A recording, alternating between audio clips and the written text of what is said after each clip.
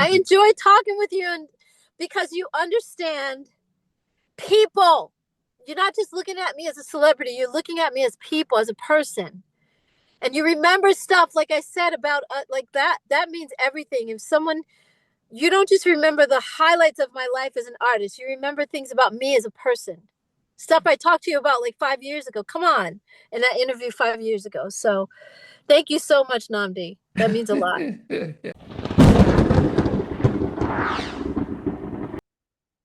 Hey everyone. So, after 5 years, I'm excited to be able to welcome back Don Robinson to Halftime Chat. It's going to be a great interview, so I can't wait to talk to Don about a lot of things. So, stay tuned. Namdi, Yes, yes. How you doing? hello. Hi. I'm great. How are you? Slightly tired, but not too bad. Oh my gosh, I know. I told you we could have done it tomorrow. No, no. It is fine. It is fine. How have you been? I've been great. I'm so happy to see you again. It's been years. 5 years to the month to be so precise. Really? Yeah, Wow. it's Wow. 5 months to the Five. month, and it was at a time when I yeah, maybe you can describe what happened 5 years ago when you probably did over 200 interviews. What was going Oh on? my gosh. It was pretty amazing. Actually, it started with Joyce from Climax. She wanted to do an interview with me. And then once everybody saw that, they requested my interview. I'm like, I kept doing them because it was the fans, first of all. And no matter how many times I told them, I've already answered all these questions. You guys are not bored yet. They were like, yes, we still want to talk to you. So I was just honored that they wanted to have these conversations with me. So, I'm always open, I'm always honest. And I think that's the part that they were like, yeah, we want to talk to her. I'm like, you guys are not tired of me? I was sick of me. I was sick of hearing my own voice. Yeah. But was it healing though? Because there was so much you had to say, and even though I must have spoken to you for almost 3 hours, but it felt as if you had always had something different that hadn't been said somewhere else. And and if was talking to that many people, was it therapeutic and healing to let a lot of this out? It was, yeah, it was very healing. The reason that they wanted to talk to me is because I hadn't really told my truth. I was told back in 97 when I was forced out of the group that I would have a chance to speak and tell what happened. Really, looking back and even how they're dealing with Rhona right now, we should have done a press release. That's the professional way of doing everything, because that way the fans are not confused Mm. and the press is not confused, and there's no people will make up their own stories if they don't hear from the artist as to what's going on a lot of times. So sometimes you want to keep your mouth shut because you're not sure how you're going to be perceived by the press and by the fans. But I think in that case, I should have been able to speak my piece, and so that's why everybody was just like, "Oh my God, we want to know what happened and why you left and what you know what I mean." It was like I had to answer those questions, which I was grateful that first of all anybody cared that I wasn't in the group anymore. The fans were like, "Oh my God, we missed you." Yeah. So that felt really good to be missed and loved, and to be able to speak my truth, and what happened. Um, Maxine admitted to me, and right in front of Terry, we were actually in a room together, the three of us, and Max was like, "Dawn, we were the ones who told the press that you just wanted to be solo on your own. You wanted to go on your own." And I was like, "What?" I mean, if I was the press, I would have been like, okay, wait a minute. So Dawn left and went to another group. If she wanted to be on her own, why did she go do Lucy Pearl? But yeah, she admitted that she told them, I was being a diva, that Yeah. I just wanted to be solo. And I'm like, oh, I was so scared. I didn't want to leave the group. I was forced out, and it was out of nowhere, and it was blindsided the same way they're actually doing Rona right now. I know we'll get to that, but Yeah. you asked me how it felt to be able to speak my truth finally, and that was it. It was like, wow, the fans really didn't know what happened. Yeah. So that's what happens when you don't tell. Yeah, it's like being at work one day at a 9 to 5, and then all of a sudden you're gone, and the people that loved you at that job are like calling you that night, like, why weren't you at work today? Like, are you okay? We haven't seen you in a week. It's like, what happened? But the fans couldn't do that, of course, and we didn't have social media back then. Otherwise, Mm. I would have been like, me. Yeah, yeah, yeah. Yeah, I would have been telling everybody what happened and the truth of what happened, and they're lucky that I didn't have that then, because I always tell the truth. Well, it came at a time when En Vogue had their biggest single of the Mm-hmm. Set It Off album, Mm-hmm. Don't Go, and Don't let go. sorry, Don't Let Go. Yeah. And it was such a amazing song. You were the main singer on the song. Thank you. Yeah. It Yeah. made a video, and everyone was excited. Oh man, good! En Vogue's back, new album. Mm-hmm. And Right. then just before the album comes out, it's like, well, you've left. And Mm-hmm. Yeah. was it, did I would have thought the label would have been like, okay, this doesn't look good just before we're putting all this money in this new album. Do you think, the outgoing no, Sylvia Rhona has just retired from Epic.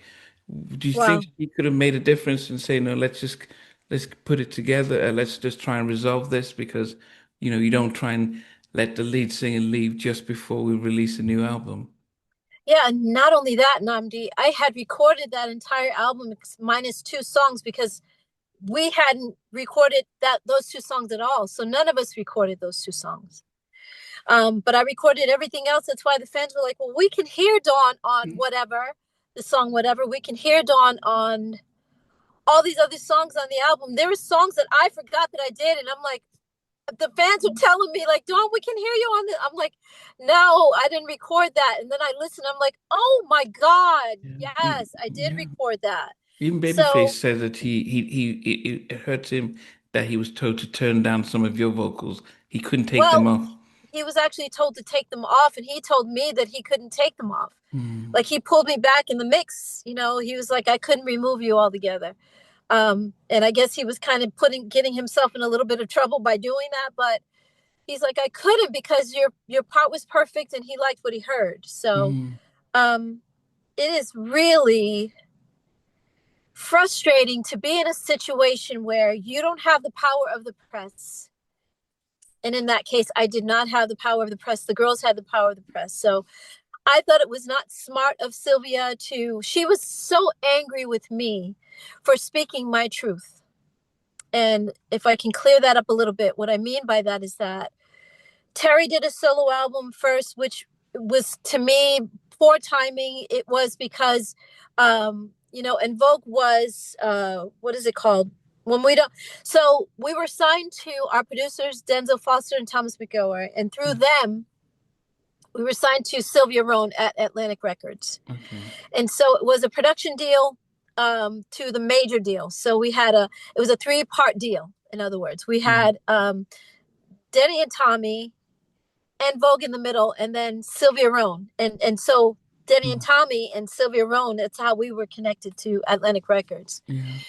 We hadn't renewed our option with Denny and Tommy, and I guess Terry told Denny that we hadn't renewed our options. And once they found that out, they pretty much forged our signatures to say that we renewed our options, because the woman who signed us to Tough Enough Productions, which is Denny and Tommy's production company, was no longer there. It was Tommy's sister, Tony. Wow. And Tony was no longer at the company, so there's no way that we could have signed the contract with her because she wasn't there to sign. And once they found that out, they forged her signature, and we got what do you call it, a signature, what do you call it, a handwriting analysis Oh, not to write specialist. something. Yeah, yeah. Yeah, a specialist to look at our signatures, and I'm sorry, and look at Tony Granberry's signature, because her married name was Granberry. Not so McElroy. It was not her last name anymore. She was married. So Tony Granberry. And once they saw that, they were like, no, the way that she signs her T, the way that she does her I at the end of her name was not the same. And they found out that they forged her signature. So we were literally free and clear, Namdi. We could have left and gone to any label. We were free and clear. And I don't know how they got us to stay with them, but yeah, it was ugly. It was really ugly. And Sylvia happened. Sylvia came to Terry and offered her a solo album. And then we what do you call it? We supported Terry. We went to her show at a place here in Los Angeles called the Pantages Theater. It's a very big theater. We were there. I have a picture that I'm going to put in my book where we're at Terry's show. Cindy, Maxine, and I went and supported Terry at that show. Like we supported her whole solo endeavor. And then Sylvia came to me and said, "Well, Dawn, would you like to do a solo album too?" Now, by the time she came to me to do that, Terry was on the road. She was getting ready to go on tour, I think.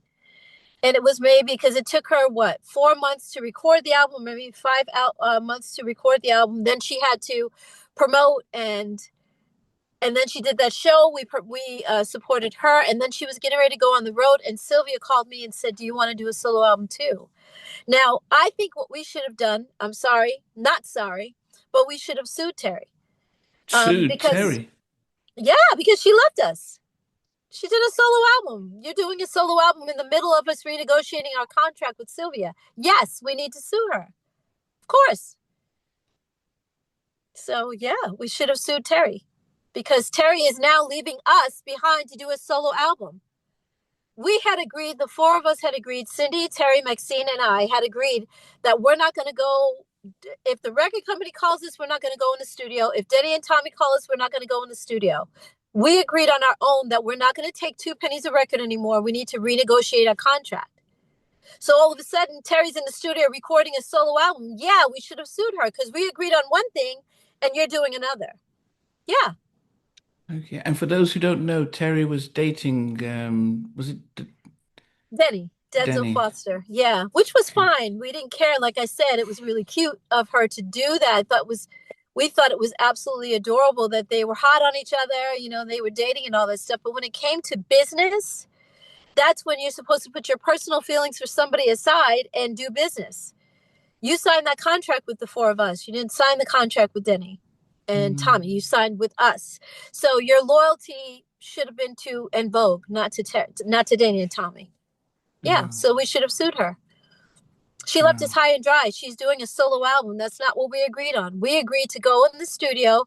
I'm sorry, we agreed to stand down until we could renegotiate our contract for better terms. Who Mm, wants to get 2 pennies a record? Like nobody. yeah, yeah. No, but that's insane. Yeah. So what are you doing in the studio, Terry? We didn't agree on that. We agreed the four of us were going to wait it out until we get, a better contract from Denny and Tommy. We deserve that. By Wow. the time she was doing her solo album, we had done both albums. We had done Born to Sing and Funky Divas. And then So you did the we had sold millions of records. yeah, and then you did the little EP that had Runaway the Love. Yeah, Runaway Love it was and actually whatever the one remixed to which Sing. Yeah, but Runaway Love was on that. But yeah, remixed to Sing. Yeah. yeah, So all that music that we recorded under the same terms, like 2 pennies a record, how is that ever okay for anybody? But especially a major group like En Vogue, we all should have sued Terry. Um, if you want to be with Denny, that's fine, like I said, but you still have business. The business has to be taken care of first. yeah, goodness. And yeah, and unfortunately EV3 it did go, but I think majority of us, especially after such a big single, and Hmm. then you're missing, and then it's just the three of them. I think, Yes. and then also it was a different sound because you had Babyface. Hmm. It just felt so different, and I think it affected the whole performance of EV3. Yeah. Yeah. I Yes, mean, Too Gone Too Long was David Foster and was that um, Diane Warren? Diane Warren, exactly. Yeah. So it was a different album, but you got to branch out sometimes and just try new things. And to me, I thought whatever was hot. When I hear it today, I'm just like, oh my God, Mm, like It was a hot song. It was a great song. It's just that visually there's three instead of four, Yeah, and yeah. I think most of us, I know for my person, I just saw it and like it didn't make sense. If you didn't have this big single, Hmm. then we probably would have managed. But you had this massive single, you're there singing, and then here it is, three of you, and it's like, Yeah, yeah, yeah, exactly. A lot of people felt that way. And it didn't make sense. But again, when people are angry, I was too smart for my own good, and Sylvia didn't like that at all. Because how are you going to do Terry's solo album? And then when I was in the studio, I had just started recording. I only got like 2 songs done. And then Sylvia came to me and said, okay, Dawn, Terry's getting ready to come off the road. We're going to pull her album. because it didn't And do well as it didn't do expected. well. Exactly. So that's what she told me. She said it didn't do well. And we're pulling her off the road. We're going to take her off tour and we're going to start the En Vogue album because those revenues are not good. She said, because I was arguing back and forth with her, like, Sylvia, how can you do this to me? Like, we agreed on one thing, and now because Terry's album didn't do good, now you're gonna pull me out of the studio. The song that I sent her was called Healing, and it was like I'm hitting Minnie Riperton notes, and it's incredible. And she's like, oh my god! So she gave me a slightly bigger budget to continue recording because she loved Healing. And now all of a sudden, because Terry's not doing well, you want to pull me out of the studio. That wasn't fair to me. Um, and like I told her, if you just release Healing by itself, just as a single on Me by Myself, it's going to be a hit. It was a Mm, massive, like, it's a beautiful single. To me, it reminded me of Vision of Love, mm. Mariah Carey, because I'm hitting whistle notes like Minnie Riperton. It's a beautiful song. It's Maxine heard it and she was like, wow, wow. I didn't even know you could do that. First of all, it was just a beautiful song, but it just wasn't fair to me. Um, and it wasn't fair to the group. None of us should have done a solo album. But if I didn't take the deal that Sylvia offered me, I would have lost my house. So I took that deal. Um, and I was the only regret that I have is that I didn't tell Cindy and Maxine because Terry was on the road. She didn't even know. And like I told, they called me, Cindy and Maxine called me. I was at my nephew's baseball game and they were like, Dawn, we heard that you're doing a solo album with Sylvia. I was like, yeah, you know. Um, Terry didn't tell us that she was doing a solo album and you guys are okay with that. So, I regret that I didn't tell you. It wasn't right. I'm not making excuses. It was not right. That I did not tell you guys that I was doing a solo album. However, Terry did a solo album told none of us. We called her. She was at the studio and we were like, Terry, what are you doing? Oh, well, I don't agree with you guys. And I'm here with Denny and Tommy. And I was like, you being with Denny and Tommy is not what we agreed on, though. We agreed, the three of us or the four of us agreed that we were going to. And why are you in the studio? And she's like, well, I don't, you guys can just make decisions without me. And I'm like, I think Maxine said, we can't make decisions without you. We are 4 people. We're 4 members. So we can't just make decisions without you. That's not fair. Well, how can we do that? And we can't record with just the three of us without you either. So like I said, in hindsight now, I think we should have sued her because that was wrong for her to do that. It was against our contract for her to do that. Contractually, she was really, um, you know, out of pocket. She was out of line for that, and we should have sued her. Like I said, When you look back, were you guys friends? Because I say that because the thing of not communicating, like Terry not letting you guys know, or you not letting the Cindy and Maxine know. Were you guys? no, no, we weren't friends. We were sisters. We were thrown into a situation. It's like you work at a job with people. You get to know people because they're your coworkers, but there's no real loyalty there at all. And the reason that I didn't tell Cindy and Maxine was because I felt like they didn't care that Terry didn't tell us. Terry's in the studio recording. We support her. Terry's on the road going and touring. We support her. So yeah, I felt like I said, I regretted that I didn't tell them that I was recording. But I'm like, okay, well, whenever they find out, they're going to be okay with it because they're okay with Terry recording. They're okay with Terry being on the road. So, but when they called me, I was like, you know what, you guys, I'm so sorry. I'm sorry that I didn't tell you. I'm sorry that, yeah, I'm recording a solo album with Sylvia, and I regret that I didn't tell you guys that, but Terry didn't tell us either. So what's the problem? Wow. Yeah, that's Yeah, what. And then I I guess mean if it's yeah, that's what I think people would be because you look so there's a difference between sisters and friends because I mhm. thought there is a sense of unity. Sisterhood. Yeah, yeah, Yeah. yeah, and that should have been. That's what I said about Terry. She should have been our sister. We should not. There is no reason that Maxine should have said, "Dawn, you're right. We should sue Terry." Cindy should have said, "Hey, you guys, you know what? I'm thinking we should go ahead and sue Terry." But we didn't do that. None of us brought that to anybody's attention because that's where it started. Terry should have had her loyalty should have been with us from the beginning. So, like I said, I apologize to Cindy and Maxine for not telling them that I was in the studio recording, but you guys didn't care that Terry was in the studio recording. Why are you upset with me for doing the same exact thing? Why? Mm. So Didn't ha everybody seems to think that when you're in a group situation or you're recording music together and you've done all these incredible things, that you're supposed to be this family dynamic is supposed to happen. And yeah. we're just like anybody else. You know what I mean? We have differences, we have hidden agendas within the group. That's what I saw with Terry doing that behind our backs. Like, Terry, why didn't you just tell us you're going to go in the studio and record your album? Why did we have to find that out later and then call you at the studio and say, what are you doing? Why are you there? Just tell us, hey, Maxine, Cindy, there was no it was a lack of communication. It was sneaky. It was behind our backs. Like I said, we knew she was dating Denny, so that wouldn't have been a problem for her to just come to us and say, you know what, you guys, I don't agree with what you're doing. And not only that, in Dobby and Domney, I'm sorry, Sylvia knew that we were free and clear. That was Sylvia's agenda, was to keep us divided. Mm. Putting Terry in the studio by herself means that the other three are over here doing their thing. And so we couldn't come together cohesively and say, hey, we need better terms. We need to get more than 2 pennies a record. You know what I mean? We need at least $1 per record per girl. But she kept us divided, and that kept us from renegotiating our contract. It was a bunch of stuff that was going on. It wasn't just us saying we're not together as sisterhood. It wasn't just that. It was all these people that knew better, who had been doing it for years, way before En Vogue. This was our first time.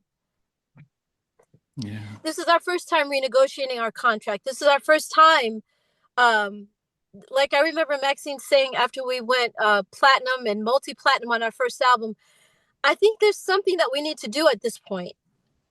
And she's like, I think there's something we needed. And we didn't know if we renegotiate for better terms.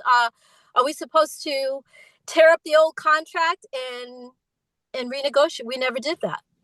Yeah. And so here we are on our second album. We did the second album under the terms of the first album. There's a problem there.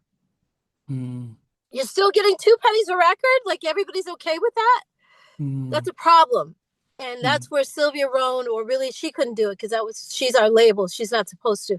But Denny and Tommy should have pulled us to the side and said, hey, ladies, this is what we need to do right now. And you guys are not paid very well, so we're going to make sure you get paid better, because we were in the same deal that they were in.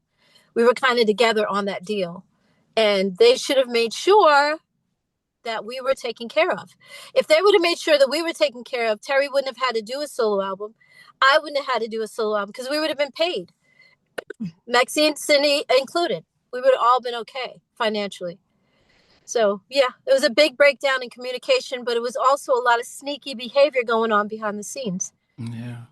Yeah. Just And I knowing. blame I blame the people that were there before us. I blame Denny and Tommy for, not making sure that we were taken care of. They knew better. They had the Tonys. They had Tony before us. They were already Club Nouveau and what's the other Yeah. group that they did? Yeah, they had done a lot of Climax music. Social Club. Yeah. Climax Yeah. Social Club, Yeah. exactly right. So they knew better. They knew better. Well, I think, the group that's your sort of your male counterparts were Boys to Men, and they went through similar situations with being signed to Bib 10, Michael Bivins. and then Hmm. to Motown. And after the success of their debut album, Right. Motown brings in Michael Bibb and says, "Okay, you can't be their manager and their label, so Mm. you need to decide." And so he stops being managing them and does the label stuff. But then with the success of Two, it's like, okay, no, the terms need to be changed. Hmm. And but even Michael admitted, a couple of weeks ago, because Boyz II Men and New Edition and Tony Braxton are touring, he Yeah. admitted he didn't know any better. Like he was young, and sometimes money comes through. Labels are talking. You just think you do what you want to do, Yeah. um, Right. and so there's an expectation. The label knows better, and they Hmm. should have seen it. Okay, you guys have been successful after your first album, even Right. after the second album. Um, we need to make sure you guys are taken care of and actually bring you in-house. They probably Hmm. should have said, let's take you off of that production deal, sign you directly to Atlantic and new fresh terms You and can't then do take that it. though. No, Yeah, they wouldn't have been able to do that no, because they Denny and can. Yeah. Tommy. No, They would not buy in our them. They case. would buy them out of your production deal. That's what even intro. They were bought out of their production deal, signed directly to Atlantic. A lot of groups get even 112. They came off of the Bad Boy production deal and signed because of success. Hmm. And yeah, Sylvie could have just bought them out of Denny and Tommy and then signed you guys directly. But you have to want to be bought out. That was the point I was trying to make. Okay. Terry wouldn't have wanted that because Terry was dating Denny. So she would have felt like they feel like their loyalty, and I've said this in interviews years ago, I Okay. said this in interviews. It's literally like prostitutes and pimps. You do all, it's really seriously Namdi. I keep putting, yeah, there's a D in your name, Namdi. It's literally like you do all the work and you bring all your money home and give it to your pimp. And it was like that. It's like, okay, so all this loyalty that you guys are giving to these guys, and what are we getting for it? Because Denny had a mansion. He lost the mansion. That's how karma works. But he lost his mansion. Um, and what are you getting for it though? How are you benefiting from Denny and Tommy are benefiting financially, but we're not benefiting this way. So how are you okay with that, Terry? You should be just as upset for making two pennies a record as we are. Mm. But her loyalty is undying. She literally, I bet you if somebody was to put a gun to her head, she would literally just take me out. I love Denny and Tommy that much, and I don't care. I'm like, oh my gosh, like we cannot be so loyal to other people that we're not loyal to ourselves. Who's going to be there for the group? Who's going to take care of us? We need to. That's what I mean. It's like you can date anybody you want, but if you're not going to do business to protect yourself and make sure that you're taken care of financially, even just you, never mind the group, but even just Terry by yourself, if you're not going to do that, I have no respect for you at that point. So Mm. yeah, they could have bought us out. The label could have bought us out. Sylvia came to us with a manager. She brought Trudy Green and said, "Hush, you guys, don't tell them that it's me. I'm the one who brought Sylvia, Trudy Green to you." She also brought "Don't Let Go." She brought that song to us for the soundtrack. So if she brought those things, then why couldn't she say, "Hey, you know what, Denny and Tommy, I'm gonna buy the girls out from you." Especially And after the success of Don't Let Go, that would have been like, okay, because at this point, you guys crossed over more than Free Your Mind and everything. You became like, okay, this is a global hit. This is not just a R&B hit. It was more of a like, exactly. and it was like TLC's Waterfalls, which then took them out of R&B and became of a Crossover. Yeah, crossover hit. So see, that would have been like, oh, the alarm bells, like this could be bigger than what I initially thought. So let's do something different. exactly. Um, but yeah, It would have been smart to do that. I have no idea why Sylvia didn't. I was told, or we were all told, that she didn't like Hold On. So Denny and Tommy had to get behind promoting that song. And then mm. later she comes along and says, "Oh, I knew you guys were going to be a hit. I knew it was." It's like, what are you talking about? You didn't even like it. Don't lie now. Don't say that you knew that we were going to be a sensation. You know what I mean? It's like, no, you didn't like the song. Um, but it was like it was so incredible that how do you not like that song, you know? Yeah. The acapella into the beat was just so different and it's so new, and I didn't like it either. I because we had been used to hearing those two songs separate from one another. So we had Mm, Who's Loving You, the acapella part, and then we mm. had Hold On, totally separate. And when we came to master the album and you know put all the songs in order and all that stuff on the album and master it, they had put those two things together, and I was like, it was terrible to me. Wow. But after a while, I was like, oh my God, this is so genius. But that's because for months I had heard them totally separate. Yeah. So you got to understand, it's like all I heard was, yeah, you know what I mean? And then the beat kicked in, and a totally separate song later. I was like, whoa, this isn't going to work, you guys.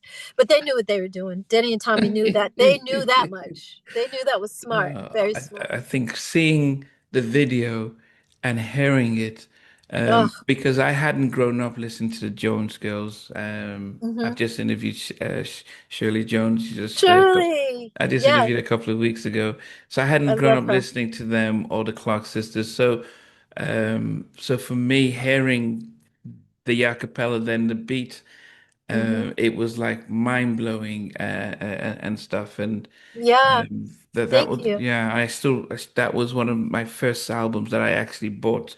I still, when I look at the cover, it takes me back to back. I bought that and 2020's Revival.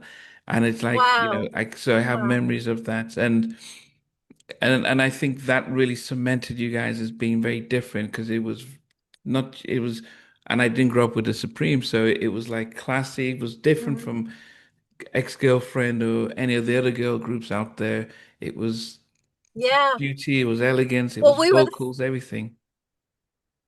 exactly. Thank you, Namdi. We were the first girl group of the 80s, of the 90s, I'm sorry, 1990s. So, um we it was like our it took off like a rocket because it was so different and it was so dope. It was just Cindy said one time in an interview, she said it was like Denny and Tommy had lightning in a bottle, and it was that. We Mm, were so different mm. than all the 80s girl groups, and really there weren't a lot of black R&B groups in the 80s Yeah, yeah, in we America noticed. Yeah, anyway. yeah.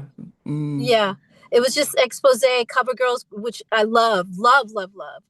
Sweet Sensation, all these groups, but there were no black groups in the 80s in America. So yeah, we were the first on the scene, and boy, did it take off. We were so shocked and just wow, wow, like the world loves what we're doing, but it was so dope, so different.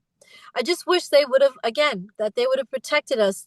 Denny wouldn't be having any problems with us over the years. We should have had, our success should have been so much financially as big as the success that we had on the charts. You know what I mean? If we're yeah. going to sell millions of records, then we need to have millions of dollars to follow that up, just like everyone else around us. Yeah. So I don't get it. I don't understand why the greed, I guess, greed or, Yeah, yeah. Well, in one case, you know, because since I when I interviewed you, you were probably my fifth guest. I oh, think two. wow. Oh, I didn't I've realize had close to 200 guests since then, you're such and a great interviewer. You know what I mean? You're a great journalist, I guess it would be. What would you title yourself?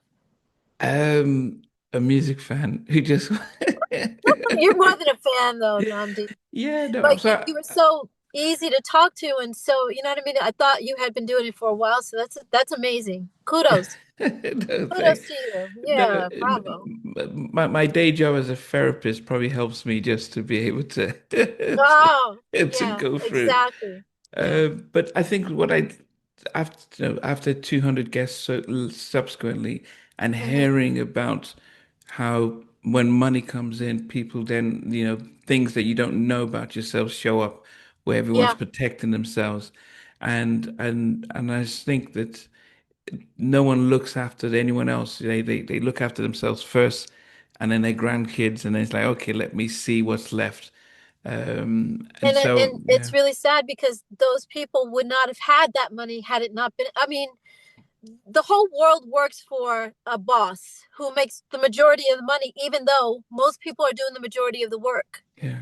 So I don't care what job you work, what 9 to 5 you have, your boss is always going to make more money than you. But in this case, it's like drastically. You mean to tell me that all the millions of records we sold and you can't make sure that we make at least $1? I remember Left Eye did an interview, that famous interview with Yeah, her saying, yeah, boys and girls, get a pen and paper. I'm going to yeah. tell you how a group of our stature goes Mm. from making, selling millions of records to making $1.14 a record. I was like, $1.14? I'll take it. Like, really, really seriously. Like, we're only getting 2 pennies. She would have been postal. If she was in our group, she would have been postal. Like, Left Eye would not have tolerated it. And I always say, if she was in our group, her and I would have went to the record company like, tear the contract up. It's got, yeah, we need a better situation here because this is not okay. And And that's what they did, you, though. they did do that. They It sure went did. with but yeah, Yeah. and Because her yeah. girls had her back. They were smart enough to say what we're making is not nearly what we deserve. We deserve more. And I love T-Boz and Chili did that with her. That's what we should have done, but it was never that. Even now, I'm sorry, but I got to bring it up with the Rhona situation. It shows you exactly what happened to me happened to all of the people. Like so after it happened to me, it happened to Maxine, and then it happened to Amanda. I think Amanda came in and replaced Maxine. And then they did it to Amanda. Maxine came back, which was stupid. I wouldn't have done it. And then they did it to me again because I went back to the group. But I'm like, I only went back because if the terms are different and the situation is different and they're ready to do work, it's our 20-year anniversary. I think it was 2009 and 10. That's when I went back to the group, and I'm like, okay, hey, there's deals on the table. I think it was Sony Records and Warner Brothers, and they took and Roughtown. Jesus. And they chose the Roughtown deal. And again, I'm like, okay, I'm out. I'm out. I can't do Roughtown is stupid. Like, this deal makes no sense. Mm. It was just I can't act like I can't be sensible and look at this contract and say I'm gonna sign it. It was ridiculous. Like, no way, I'm not signing this contract. And sure enough, a month later, Maxine sends me an email. Hey, Dawn, you were absolutely right. This Reptown deal is crap, and we'll probably have to sue Renee to get out. I still have that email to this day. Like, Maxine, I told you guys, like, I'm one person. You guys are three. And the three of you couldn't be as smart as this one person by myself. Like, it makes no sense. You guys, look, come on. Um, yeah, and they ended up signing that, and then they got out of that deal. I think he was going to sue them. I'm not sure if they got sued or not. And then they sued Maxine. Sydney and Terry sued Maxine. Um, and now how they're doing Rona is the same exact way. It's like there is no loyalty. I said it in my episode 9. I don't know if you've gotten a chance. Well, you said you did watch, Yeah, yeah, the but clowns, yeah. with Raphael, his cousin did a documentary. His cousin Elijah did a documentary called Loyalty, No Royalty. It's the same thing. It's like, I don't know, because the label is one thing, the producers are another thing, but the artists are the ones that should come together. There should be a cohesive love. We may not get along all the time. We argue just like regular family members. Nobody gets along 100% of the time, but we work things out because we're here as a collective for Mm. the main goal, which is to continue with our music, continue touring, continue making or actually make money. Yeah. And it never works out that way. And I'm just trying to figure that out because it's not just us. You asked me about our situation, but I see a lot of groups go through this, Yeah. men and women, because Yeah. they're always like, oh, girls don't get along and women don't. Nope. No, because when I was in Lucy Pearl, I asked Raphael. They were also signed to Danny and Tommy at one point. Okay. All right. So yeah, the Tonys did the same thing, and here is um, Raphael and Dwayne's cousin Elijah doing Loyalty No Royalty. It's like there is so much money. Excuse me. There's enough for everybody. Mm. There's enough for everyone. It's not like En Vogue is only making a little bit and we only went gold. We were multi-platinum. That is Mm, millions of dollars. And I don't understand the greed. yeah. Were you surprised when Maxine returned to En Vogue in the spring, early this year? Yeah. Was I surprised? No. Was I shocked? Like, what the heck are you doing? I was like, okay, Max, so you haven't learned your lesson? That's why I said in episode 9 on my YouTube channel, Mm. official Dawn Robinson. I'm gonna plug myself a little bit, Yeah, but no, please, yes, yeah. um, I couldn't understand, like, what are you doing? Do you understand? First of all, do you know who you are and that you deserve better? But now that I see what they did with Rhona, I see why she's back. They needed her because Rhona was leaving. It was all a setup, is what it looks like to me. And if I was Rhona, I think she's being a little too nice about everything and trying to be sweet. And maybe she even has an NDA that she's not allowed to talk about what happened, which I would not have signed if you guys are going to give 22 years. Like, I was only in Vogue for 8, but I brought a lot of big hits. She was with them for 22 years, no hits, but still she gave a lot of time to that group. And if I were her, apparently her sister is speaking on her behalf, which I see her sister's feisty. Her sister's not okay with anything. Like, they did a really measly um, press release, some kind of statement that they put out about Rhona leaving, which to me, it's like, okay, you guys never did a statement for me leaving the group. That was a mess. You never Yeah, fought for me on my behalf. There was nothing funny about that to me because I was devastated. Devastated. You're just going to kick me out and not allow me to speak on my behalf or speak for me. Like, hey, you know what? We're so sorry, fans, but Dawn is no longer here. They did nothing on my behalf. And I don't think they would have said anything about Rhona leaving either had Rhona not put out a letter. Rhona just did a letter and put it out and said, it's unfortunate what happened. She should have told the truth because I know it was ugly. It was not as sweet as she's making it seem. Her sister is telling the truth. Like, her sister is on it.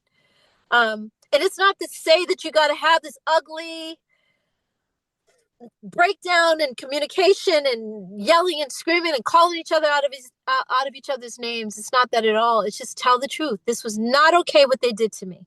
Not okay. And I'm going to speak up for myself because I deserve more. I gave them 22 years of my life. Rhona, come on, you better speak up. I'm speaking up for Rhona. She ain't even saying it, but yeah. I think, I mean, it needs to be looking said. at because in a way, what Rona said, which, as I said, surprised a lot of people, is that Mm-hmm. after 2 decades with En Vogue, she's stepping into a new season, and she said she's prioritizing her values, her spiritual alignment, and artistic truth, and embracing this new thing. She said she was never informed about En Vogue's Thank Rock and you. Roll Hall of Fame performance. That's the only truth that she told in there. That's the only truth. Because Rhona did all those other projects that Rhona did, she did while she was still in Vogue. So why now that you have to leave and go pursue other endeavors? She did her book. She had a book that came out. She got married while she was in Vogue. She had her life coaching. I think she's a life Yeah, coach. yeah, yeah, Like, she yeah, did all those other endeavors while she was still in Vogue. So why now do you have to leave Vogue to do your endeavors? Like, yeah. I don't believe that. I think that they knew um, for some reason that they wanted her out. I think Salt Pepper didn't want her in there. Maybe that was what happened because the way that they did their statement was starting out with our sisters, Salt and Pepper, were doing, being inducted into the Rock and Roll Hall of Fame, which, again, I got to give them their kudos. I'm so proud of them. But they said their sisters are being inducted. And so because of that, they're just now speaking about the Rhona thing. Well, Rhona's your sister too, right? Because they said Rhona Bennett. They didn't say sister Rhona Bennett at all. And I thought, Yeah. wow, wow, you guys are so mean. They are mean girls. There's a show here in America. I don't know if you guys have it over in the UK, but there's a show called Mean Girls, and they are mean. They are showing the truth of who they are. This is who they've always been. It's just now coming out. Yeah, well, actually, as It's you're just saying coming this, out. I'm looking at the statement. They did say that we chose to refrain from addressing Rhona Bennett's departure from En Vogue until now. We're Hmm. proud of En Vogue's legacy and for over 35 years. And right And then, instead of saying, we are so sorry that things ended up the way that they did, because they said Rhona Bennett because of Salt and Pepper. We waited just now to talk about Rhona Bennett. We would like to address our sister Rhona Bennett. We are sorry to see her go. It's been 22 years. We had a lot of laughs, a lot of tears. We've shared a lot of time together, and it breaks our heart that she's gone. But we, differences within the group that we couldn't come to terms with each other, or whatever it was. mm, Really, this was a time for En Vogue to actually tell the truth about something for a change. We didn't agree with certain things with Rhona, or we had a falling out with Rhona, or Salt and Pepper didn't want her there, or maybe the Rock and Roll Hall of Fame didn't want her there, and she was upset about that, so she's leaving because of that. Tell the truth for a change, but they never do. They never ever do. So it's like right there, they should have said, "We love her. Thank you for 22 years of your life." Oh my God, that is yeah, a long time for anyone to spend. If you're at a job for 22 years, a 9 to 5, they give you at that point you got seniority. They give you a going away party. Mm, We love you. We're gonna miss you, like something. But no. they were so concerned with Salt and Pepper, talking about our sister Salt and Pepper, but not your sister Rhona Bennett. Like, whoa. And they didn't do it for me either. So it's like, it's no surprise that they didn't do it for Rhona. They didn't do it for Maxine. They didn't do it for Amanda. So yeah, they're not doing it for Rhona. It's like, wow, now Rhona sees what I've been saying all these years. It's Yeah, insane. I think as a group, we've utmost respect for Rona's talent and we've supported her personal endeavors throughout the past 22 years. Looking ahead into 2026, with founding member Maxine, who returned early this year, we're extremely blessed to Oh celebrate my two God. major milestones: the 30th anniversary of the EV3 debut album and the I'm gonna 25 stop you. years of the Masterpiece Theatre. Yeah. I'm gonna stop you right there because the 30 years for En Vogue should have been me included. How are you gonna celebrate something that I was a part of, but I'm not there to celebrate it? Yeah, Like when they were on Jennifer Hudson's show talking about she's not here. Why isn't she here? Why am I not there, you guys? What did I do to you to deserve to not be there? I didn't do anything at all to them. Terry did a solo album. I did a solo album. You kept Terry. You kicked me out. So what's different about our situations? What did I do? It hurts to see them. It does hurt. Now, I don't care about being back there, but it hurts to see someone celebrate something that you helped build and create, but you're not included in, you know. But again, go ahead. I digress. no, goodness, no, no, no, no. I Yeah. guess they said 30th anniversary of EV3. That's not the album. I think that's En Vogue 3. They're almost trying to say the three Oh. of them. Oh, I see. Yeah. So they're celebrating EB3. Wow. Okay, I misread that. But still, when they were on Jennifer Hudson's show, it said 35th year anniversary for En Vogue. That's us overall. Yeah, yeah. So when they were Um, on that show, it was like I was looking at the banner underneath the clips that the fans were sending me stuff, and I was like, 35-year anniversary. It is our 35th year, and wow, why wasn't I included in that? Like Rona wasn't there for that, but she's there with them to celebrate that, huh? How does that work exactly? So I guess when they have the anniversary for Electric Cafe, they can have me included, even though I wasn't on that album. How does that work exactly? You know what I mean? And Rona wasn't there for EV3 either, but yet, it's like, come on, y'all. I don't. It's confusing to me, but let me slow down. It is not confusing because I see the jealousy, I see the bitterness, I see the resentment, I see the mean girl. Even though they're grown women, they're acting like high school girls. Like they don't know any better. Like this is not how we're supposed to do things. We should have treated Dawn better, and we owe her an apology. We should have treated Rona better, and we owe her an apology as well. Rona gave more time, like I said, but I still did the work. I built that foundation that Rona was there for 22 years on. Every time she's saying don't let go or giving him something to feel or never going to get it or whatever, even if she didn't sing lead, she's still there upholding what I helped create. I helped build En Vogue. So I don't get it. I don't get it. Yeah. It doesn't make sense. In I think people saw Rhona's statement that she was leaving, and then Mm. automatically the comments are, oh, maybe Dawn's returning. This is part of the realignment because some Saudi billionaires No, said, okay, I want the four members back. So how do we first get nope. rid? This is the thing. Whoa. Namdi, Lord, so sorry. Please, Hey, you I got am tearing up your name. I'm so glad you have it on screen. Namdi, Namdi, Namdi. This is my thing. Why would anybody? It's like your boyfriend apologizing to you that he's not going to cheat on you anymore. Your husband saying, "I'm sorry. I know what I did before, but I'm a different man now. I'm a different man now. I would never cheat on you. I realized the error of my ways and I would never do that." It's like, I cannot believe. Sorry, I'm going to turn on my light because it's getting dark. Ooh, that's harsh. I cannot believe that it's going to be any different than it was. If they just treated Rona like this, why would I go back to an abusive situation? They just did this to Rona last week. Not even, it hasn't even been a week. They just did this to her. So you think they're not going to do it to me again? Cindy and Terry control En Vogue and they're running it into the ground. The brand, they said our legacy, our brand. Yeah, the brand that I helped build is totally different now. You guys are mean women. You're not treating the brand as if it's important. And I guess they think that what they're doing is going to be kept and swept under the rug. They thought that Rona was not going to do a letter. And when Rona did that letter, everybody saw exactly who En Vogue is. So had I thought about it when I wanted to talk about it, my whole team was like, oh no, Dawn, you'll have the chance to do that when they kicked me out in 97. But we didn't have the social media platforms that we have today either. So, but I would have said, I would have spoken for myself, you know. And Yeah. now I'm able to do that, which is, 2020, I did that in all those interviews. But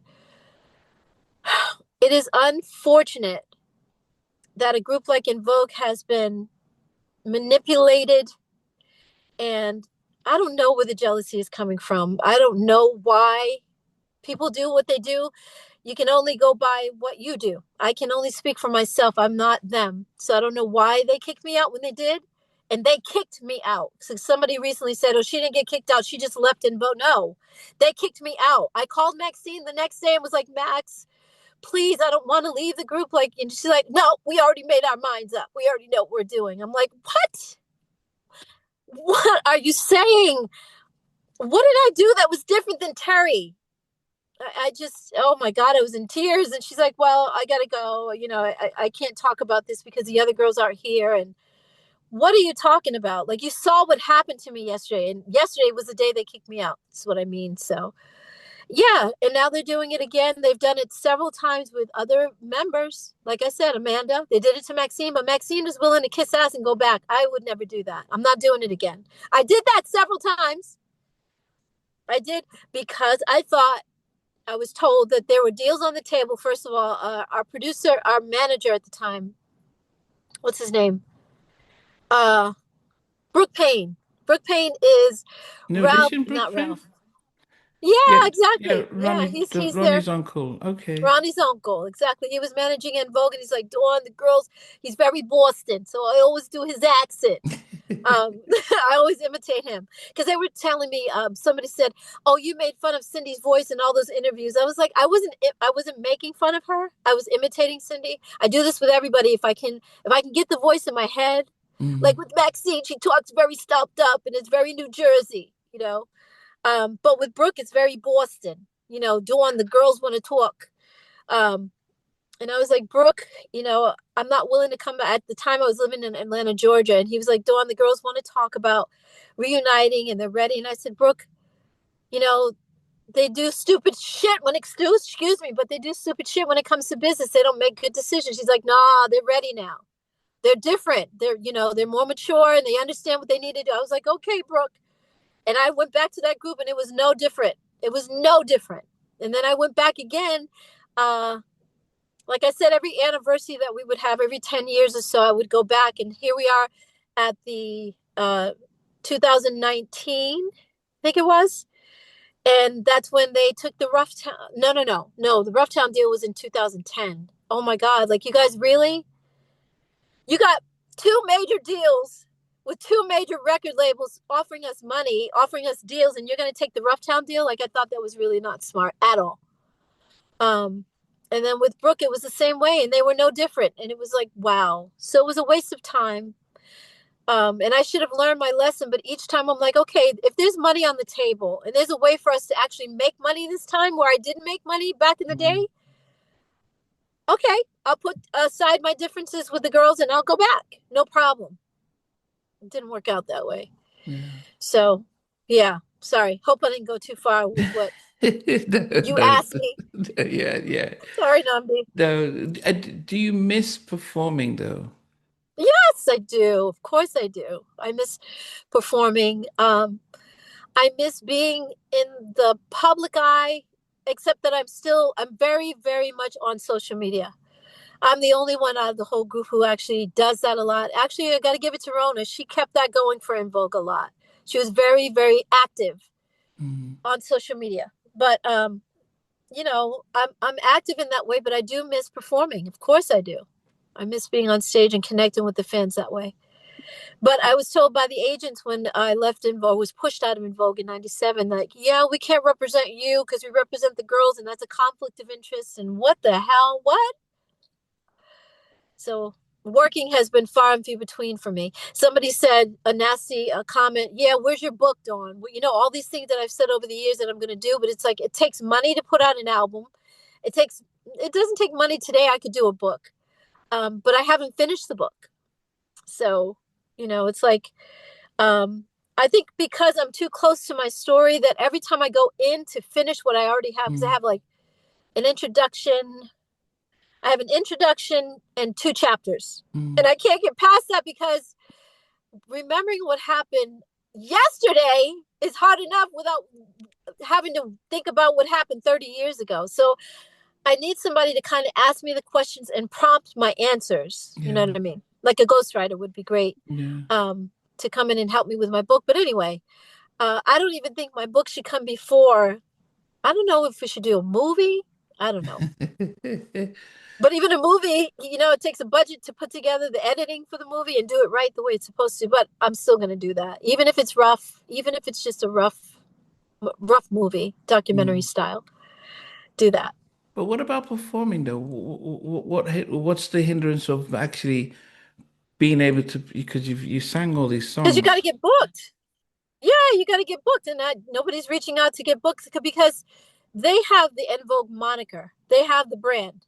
So the ones that get booked for the shows are Cindy and Terry because they have the brand. So it's like I can't just call a promoter at a club and say, "Hey, can you book me for a show?" Like they got to reach out and want a desire to have me there. And I have performed. There's shows with me out there performing and doing shows on my own.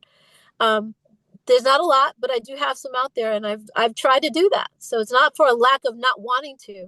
It's just that they haven't reached out. So if a lab, They if a reach out for the promoter, brand. so if a promoter comes and says, "Hey, we want to do a show with Don Robinson, formerly of En Vogue," you'd be open to Yeah, perform? of course. I Namdi, yeah, you see, like you can go on YouTube and see there's several shows that I have. There's one I did in Jersey. There's shows that I've done in the UK many times. I did Under the Bridge in the UK. Yeah, I remember this. Yeah, I've done yeah. a few shows. Yeah, so yeah, of course I would. Yeah, Okay. I mean, I'm putting it out there so promoters watching, they can reach out to yeah, you to perform. Um, yeah. The thing is though too, if I could do new music, that's really what I'd rather record new music because I'm still out there doing shows. If I do shows, it's basically with all the stuff that I did with En Vogue. It's like that's good, but I'd rather do some new music. That would really be hot. That would that's where I'm at. You know what I mean? yeah, I think To the put out issue, some fresh music. yeah, the issue is that well, as fans, have not been impressed with the level of music that has been put out there. So then we're like, what, we want to go back and listen to the stuff that we really were passionate about. So I do wonder how many people would prefer if they had you sing Don't Mess With My Man and Hold On Mm. and don't Of course, no, no, I no. would all pack the theater to hear that as opposed to a new album that you've just put together. It's like, well, because the I'm whole not saying that. I'm not saying that, Namdi. I would Mm, never not do the hits. yeah. I would not be able to leave that building without doing Don't Let Go. I would kick my own ass. Of course I would do the old songs, but it's like I still need fresh music. Artists always want to do new music. How else do we Yeah, yeah. how Evolve and it's like grow. after we did the first album, we had Hold On was our biggest hit. How did they get to know Never Gonna Get It if we didn't do another album? We had to do Yeah, new music. You know what I mean? yeah. So yeah, we're always down. Of course, we got to do the old stuff, but we're always down to do new. You know, Okay.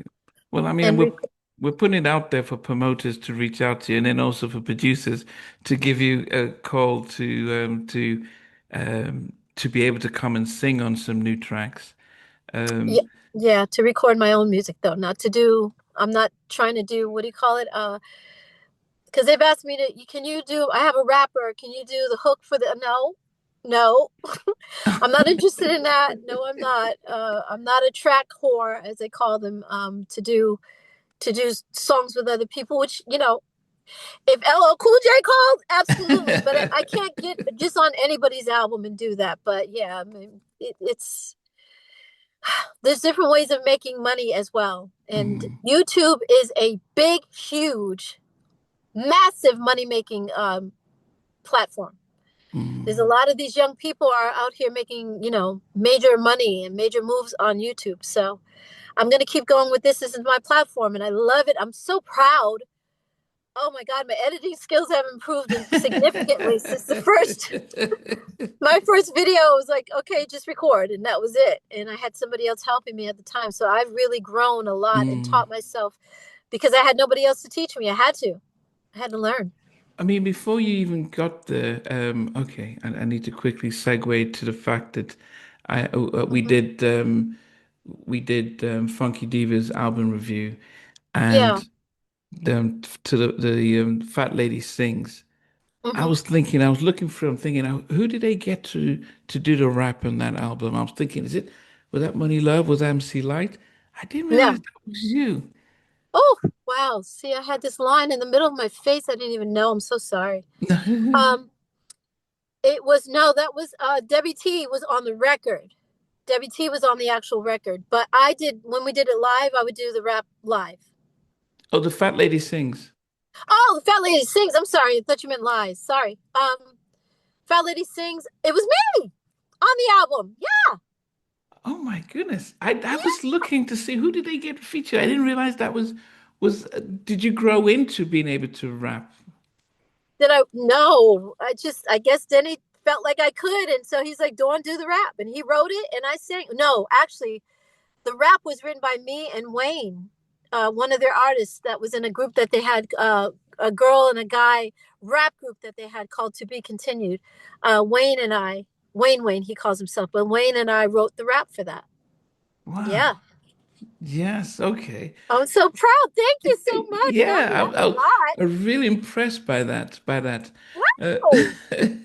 Because when I hear it now, I just think, oh my gosh, so, I sound so unprofessional because you got Lauren Hill, you got Queen Latifah, you know what I'm saying? Like real rappers, Salt and Pepper, and I'm not a real rapper. So thank you for no, that. Thank you. yeah. You the fact that you know if you know official Don Robinson we get to see you chronicle what it's like living in your car and moving Mhm. around when you first released the first episode and Yeah. it made international news. How did that feel for you when it was picked up almost as if, you know, I think the way it was presented is as if you'd just been living in a trailer park and like fall from grace. I mean, what was the Hmm. reaction of that global news? Well, And first of all, if I was falling from grace, I wouldn't have put it on camera. So obviously, I was proud of that. yeah, I was proud of myself, and it is a culture now. There are so many more people, even since I put it out in episode 6 and first announced it. there's a culture of people that are like, Dawn, thank you so much for showing our alternative lifestyle. Alternative lifestyle. Because that's what it is. Nobody Mm. knows until they're actually out here. Everybody thinks it's funny until they're actually like, you know what?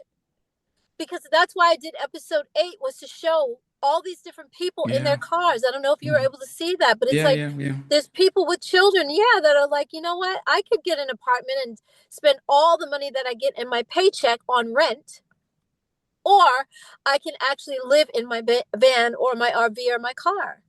So it's not funny the way that our society has people that can't afford their rent. They can't afford to pay rent. They can't afford their mortgage anymore. Some people could, and they just decided, you know what, instead of living in this apartment, let's just live in our van.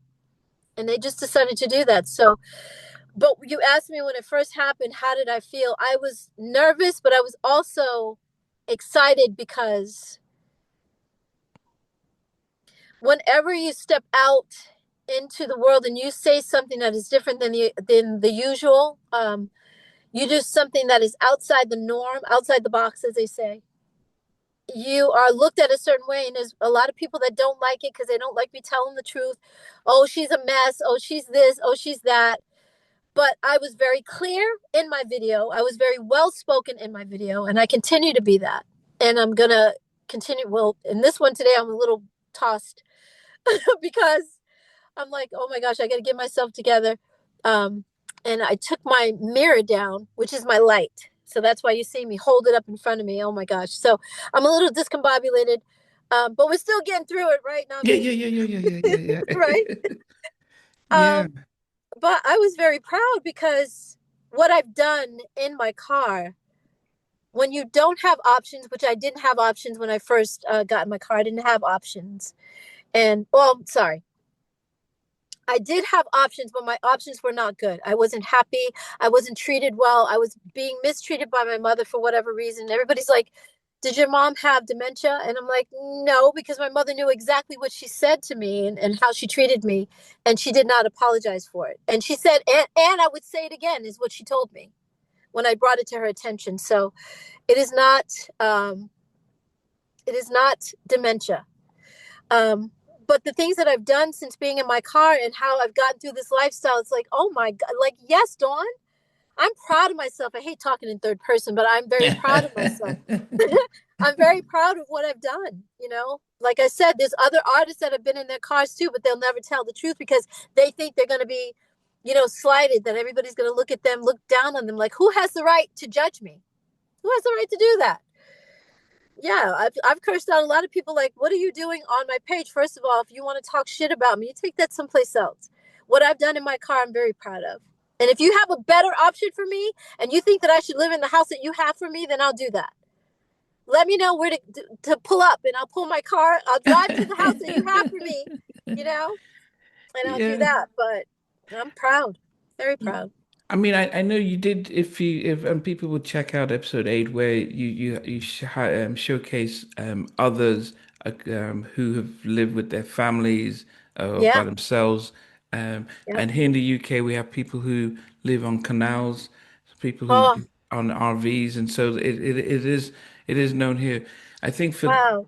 the majority of society where there's pretty much you have a bed and have a house, Hmm. it seems very, most people would be afraid to step out and take that journey. Yes. And I Which guess, is go ahead. which is why I'm so proud, because I'm not scared. Somebody said to me once, because I was going to work on some songs with this guy who lives in Canada, and he was like, "You're not scared?" Like, and I'm like, "But should I be? Like, I'm not scared. You're making me think that maybe I should be, but I'm not. I'm not going to let you fear me into what you would be afraid to do, and I'm not going to let people shame me because they wouldn't be out here doing this, that I shouldn't do it. What I love about what I'm doing, Namdi, is, excuse me, can you please cut that? Please, Yeah, yeah, because I yeah, just yeah. burped. Yeah, cut that out. Okay, What I okay. love about my situation and what I'm doing in my car is that I'm able to see what is needed out there. So when I do have my nonprofit, you know, I was going to say the name, but I'm not going to do that because every time I put a name out there and I'm going to do something, He gets my taken. yeah, my former manager goes and buys the domain and tries to sell it. Like, I'm not going to do that anymore. I learned my lesson. But when I have my nonprofit, it's because I know exactly what people need out here. I know exactly what's needed. I'm glad that I went through this. God puts people in certain places so that we can wake up to certain things that are needed. I feel like this is why I did this.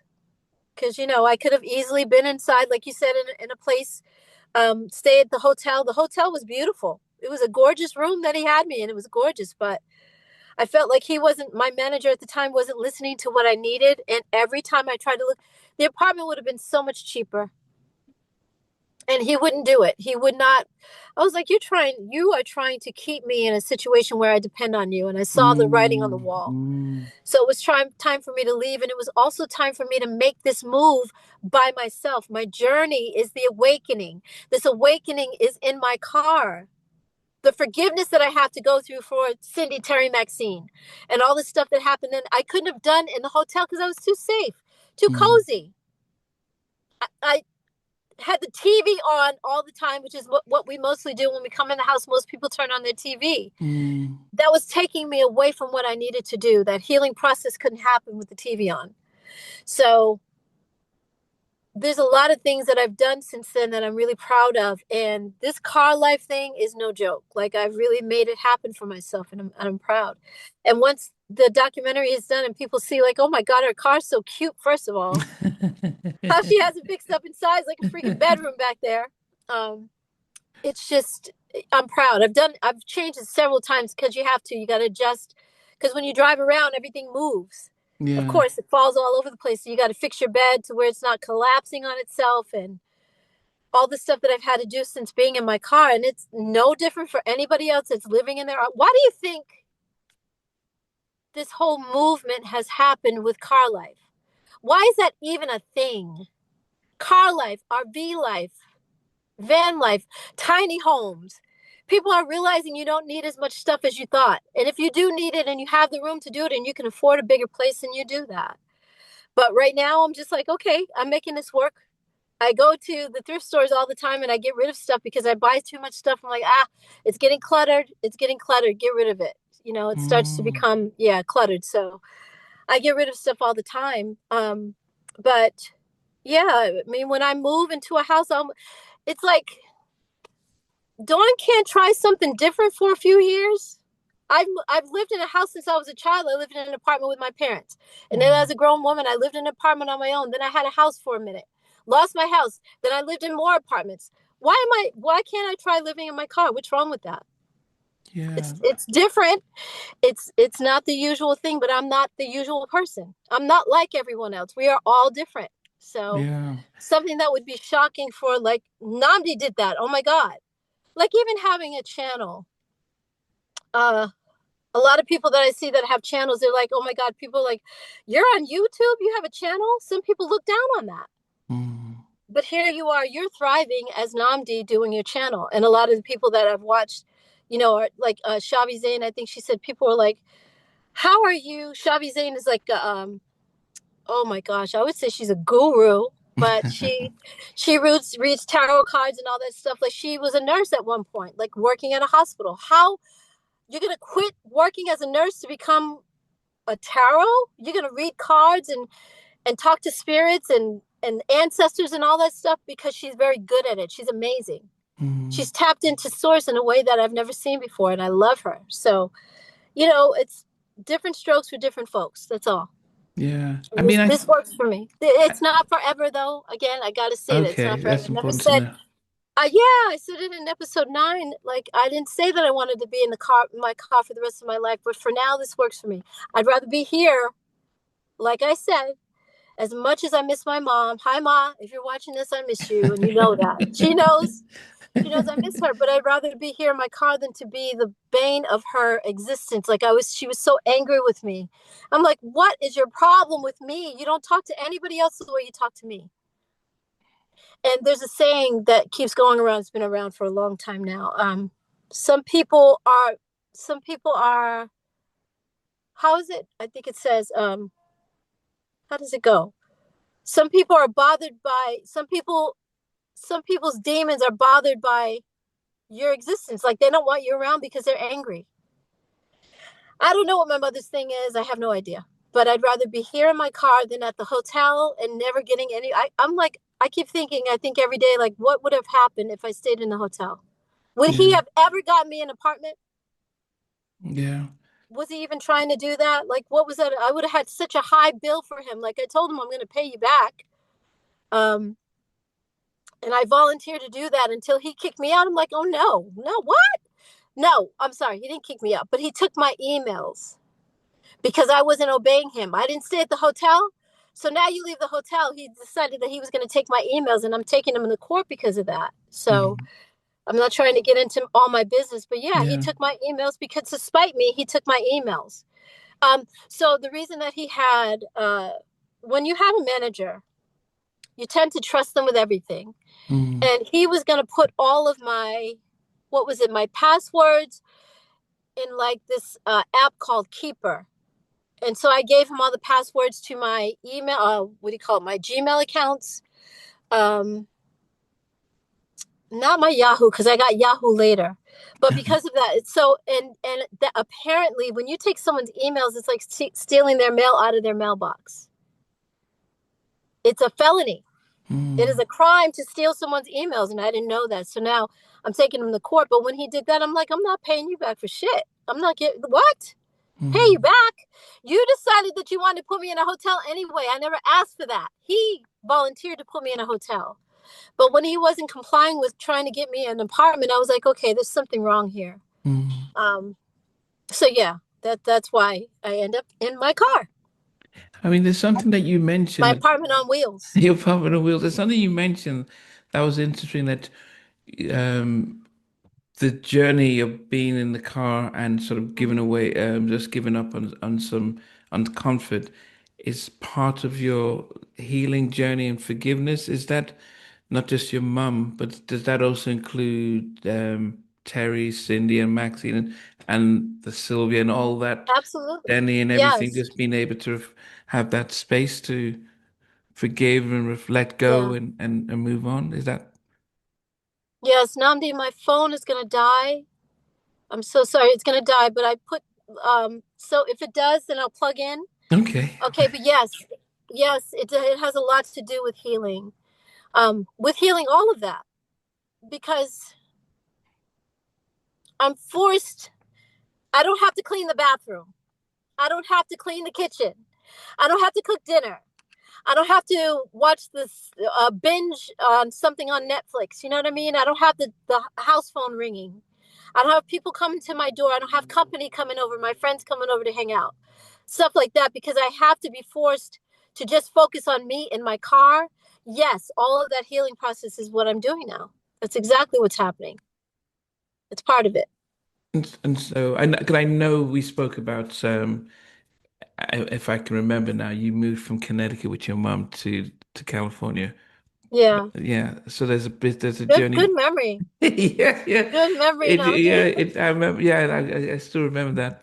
But, and I guess it is something that because you have, 5 years ago you did all these interviews and it was really trying to heal from the pain of leaving the biggest female group at the time, Mhm. and especially at the height of the career, and but then now, seeing what's still happening now, it still feels as if it's raw, and it's It's amazing. very raw. I mean, I don't, would you put yourself in my place and just think about being even in Boys to Men and you helped build that, but then they kicked you out. And every time you see that, every time I go to the grocery store here in Vogue, Yeah. never gonna get it comes on at the grocery store all the time. And I have to live with that. Like, oh my God, you guys, that's me. That's me. Yeah, it's hard. I don't think I'll ever get over the healing process will be a lifetime. Mm.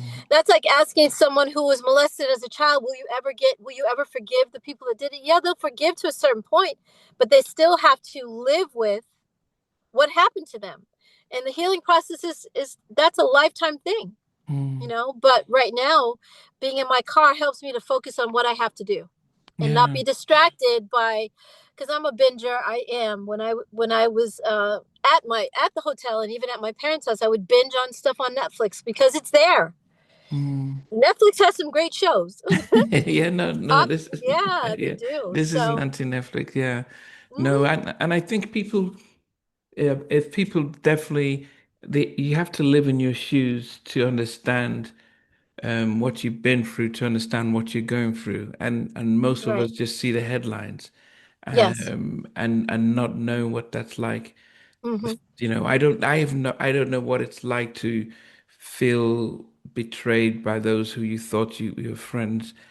Being Hmm. in the public eye is Right. a different thing as well.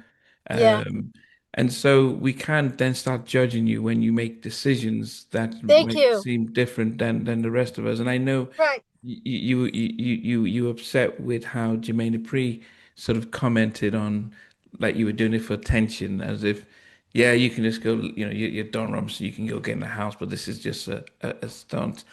And Exactly. That's what he thought. And he had no right to. It's like everybody else is like, Dawn, we support you. Some fans are just like, oh my God, I'll help you. Come live with me. yeah. And which I thought was sweet. It's like, no, I'm not going to come live with a stranger if I left my mom's house. Like I said, all those guys were like, come on, I can, you got to look, I'll be your husband. Okay. I'll take care of you. I'll take care of I'm like, you. guys, thank you though. But, yeah, yeah, he had no right to make that comment. He was being dirty. He was being nasty for no reason. He has no idea what it is to have an assistant. And I call her my assistant because she assists me and stuff. Like she's always helping me even with to research things. So Mm, I call her Niecy Drew because her name is Niecy, but I call her Niecy Drew, like Nancy Drew. Nancy Drew is a TV show that used to come on here in America. So I call her Niecy Drew because she's always researching stuff, always giving me information. Like we support each other that way. She's my sister. Um, yeah, so he had no right. He was just being messy, being very messy, and I'm surprised that he hasn't come back in from what I said in episode 9, like calling him out because he's a freaking clown. And and so is Cindy and Terry and them, like Maxine laughing in the background again. Nobody's asking Maxine what happened when they sued her. Nobody asked her that question. Why are you back with the girls when they sued you years ago? But they're always all over me like Dawn is the problem. I'm like, what the hell is this? I know why I'm attacked. I understand it. I don't like it, but I know why I'm attacked. And we all go through things like there's certain things that you've done in your life, Namdi, that I would be like, oh my God, I would never do that. I'm like, you're so brave. mm, Good for you. Like, whoa. You know what I mean? Your family probably thought you were stupid to do certain things, or that's not too smart. You should think about that. Or why would you do that? And you have your mind made up about what you want to do and why. And I was led to my car for a reason. And I believe that once things start happening, see, I told Nisi the other day that I have to, once I prove my situation in my car will change, once that changes for me, people will be like, oh, wow. Oh, no wonder she was okay. Well, her being her car helps her with her nonprofit, starting a nonprofit for homeless people. mm, I wouldn't have been this involved in it if I didn't do this myself. Or unhoused. I'm sorry, because that's not the term. Somebody else said it's not unhoused even. It's uh what is it? Home free. mm, And I like that too. But if I wasn't home free and I wasn't out here on my own, I wouldn't know what that was like to say, oh, you know what, I gotta start a nonprofit for people that need a place to stay. mm, Or my place for animals that I want, not necessarily a farm, but for stray animals, not just cows and chickens but possums and raccoons and stuff like that. A lot of times the SPCA, the places that take dogs and cats, won't take those kind of animals. So mm. I've always been an animal advocate, and I want to do that. You know, so every day I go and feed the squirrels out of my hand, like they eat nuts. Oh, goodness. I call them my fluffy butts, like my fluffy butts. They eat the walnuts and the almonds right out of my hand. I go there every day and feed them. Yeah, Um, so there's a lot of things that I have learned that I would not have done if I was in an apartment. I yeah, wouldn't have even thought about it. So, Yeah. I think the perception we get is somebody loses a job, they run out of money, and they have to, and well, I had to sleep in my car. So yeah, then that's the perception of, well, there should always right. be a place, and that's almost the worst of the worst. Um, but there is something freeing Not the about worst though. That's what I'm trying to tell perception. you. Yeah, Yeah. yeah, Yeah, that's exactly why I did episode 8. I had over 100 people in that episode and I was like I got to cut it down yeah. Oh, because I okay. was, oh my Yeah, God, I cut you're it down featuring a lot to of people. 16 minutes I think it was at the end because it was like 25 or 27 minutes. It was so long. There it is a becoming a, A growing community. yeah, it's a growing community, but it's also like fuck the system. Excuse me, but fuck the system for having rent be so high. Nisi told me that there's a new building next door to her that they built, and there's condos, and the condos are literally $5,000 a month. For you Mm. guys, that would be Yeah, it could be. Yeah. Well, with six five hundred thousand, I dollars. think, Yeah, no, it was a bit. It was, yeah, it'd be about 3,500 to 4,000 pounds. Yeah. pounds, right? So Yeah. the equivalent is $5,000 or $6,000 for us. It's insane, and they're making it harder and harder for people to. And so now that I'm driving around a lot more than I would be in my place, I see the homeless out there. I go and give them food. If I have extra food, I give food to them. Mm. I can only feed one or two people at a time. I don't have a whole lot of food extra. I'm not cooking, and I'm definitely not able to have catering or anything like that. But I give what I have, Mm. and I wouldn't do this if I was in an apartment as readily as I do it now. I see it so much more because I'm in this situation, and I say prayers for them. Like I said in my video, I say a prayer for them every time I see someone that's out here. I'm like, you know, I put love around them, Mm. because I know what it's like. I'm close to being on the street myself. So if you're unhoused or home free, I see that you're in need and I know what that's like. So there's Yeah. no shame here. You There's know, none at all. most people they go through they fast from food or from alcohol or from Right? TV because they want to detox, and we started in the beginning of the year, and I think Yes. there is a journey about when you were in the biggest girl group in the world and you Yes. had all this attention, and you want to be able to say that wasn't who I was, and all the drama, and being able to let go of that. That's a story that no one else can tell but you, and Yes. how you heal from that. No one else can tell you what to do, Exactly. even your fellow old group members, because they all different live different lives. You've Exactly. added your mom into this, so there's so much that you've had to deal with. Yeah, but I That's yeah, we also, don't go ahead. Namdi, I had to figure something out for myself. Like I said, Yeah. you stay in that hotel any longer, and this man is going to keep stacking up how much you owe him. It Mm. was because he was ignoring the fact that every single time I would look at a cute apartment, which was so much, I can't explain it. I can't Yeah. explain it any more than I do. It's like Yeah. I was in a cute, like I said, it was a cute hotel room, Mm. but there was no kitchen. I had a Mm. hot plate that he put in there, and it was a cute little hot plate. It looked like a DJ booth, Mm. because it had like these round, yeah. So, but I was like, this isn't working for me. Like, it doesn't make sense that you're racking up all these expenses with me, Mm. and I can get an apartment that is half the price of what you're paying for this hotel. That doesn't make sense. Yeah. You know what I mean? So, oh, my phone is gonna die. It really is gonna die now. But Okay. so, what do I do? What do I do when my phone dies? Hold on 1 second.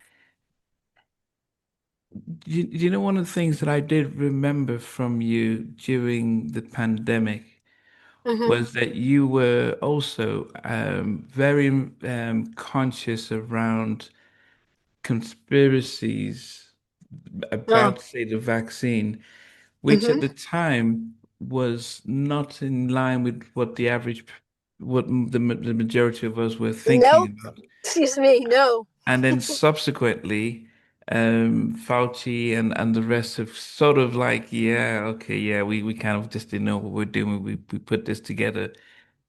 At the time, how did it feel when you were you were very strong in your convictions around things like the vaccines and things like that, but it felt out of line with everyone else. Did you feel what made you feel strong to keep to that line when everyone else was like, she must not know what she's talking about? Yeah, she's crazy, they said. A lot of people were saying that, including my roommates. I had roommates at the time. My mom told me that I won't be able to travel and I can't get on a plane and all that stuff. I'm like, okay, well then that airline doesn't have me as a customer. I don't care. Like it made no sense to get on. You're standing in line. You're 6 feet apart at the airport. You get your ticket. You get on the plane, and then you're sitting next to somebody like touching their elbow. Like, yeah, none of that made sense to me. I'm so proud of myself for having a mind of my own. And you asked me how it felt. It felt like I was like, okay, I didn't care what people thought. First of all, I've always had a mind of my own, and I know everybody thought I was crazy, but now who's crazy? Mm. How many people have died from that jab too? Like, Yeah, yeah, yeah, yeah, yeah. But there's they've some, died, like they're dropping dead, and so who's crazy now? Who's laughing now? They're trying to get those jabs taken off the market. Like they're not allowed to even give them to anybody because they got all these heart attacks and all these clots, blood clots, and things. Strings. They look like strings that are like yarn inside your blood now because those clots are like it's insane. So I'm proud that I was one of very few to mm, speak out about it, let alone know about it. And yeah, I was speaking out about no, why? I remember Maxine had a whole thing about saying, telling people to come down and get the jab in Vegas because that's where she lives. I was like, girl, you're telling people about something that they haven't really tested well. And if anything should happen, you're liable for that. Like, come on, it didn't make sense to me that she would do that. yeah. And I But think at the time we were all, I mean, no, it was something that the way it just came through, and I was it was never out of one. nowhere. It was out of nowhere. It Yeah. was it was ridiculous. Good memory though, Namdi, that you remembered that I wasn't with it. Um, but it was out of nowhere. It wasn't tested long enough. And even for the ones that are tested long enough, it's like we don't know what they put in us when they do these vaccines. Even as a kid, I have a vaccine mark on my arm because my parents did it because that's what they told them I needed in school. Yeah. As a 6 or 7 year old, you get a vaccine. Why you gotta get vaccinated to go to school? I don't understand that. To this day, it makes no sense. So some of the side effects that we're having in life, we don't know if that's from that vaccine when we were kids, back in the 60s, 70s. Just if we don't think for ourselves, and I'm an out the box thinker, like you see, Mm. um, whenever we allow government or anyone to tell us what to do without thinking about it, giving it some thought, figuring things out for ourselves, we're going to be messed up. So there's a lot of people that are now off what they call not just off grid, because that part I love, that's an off grid community, but they're also people that are like, no, we're tired of government running us.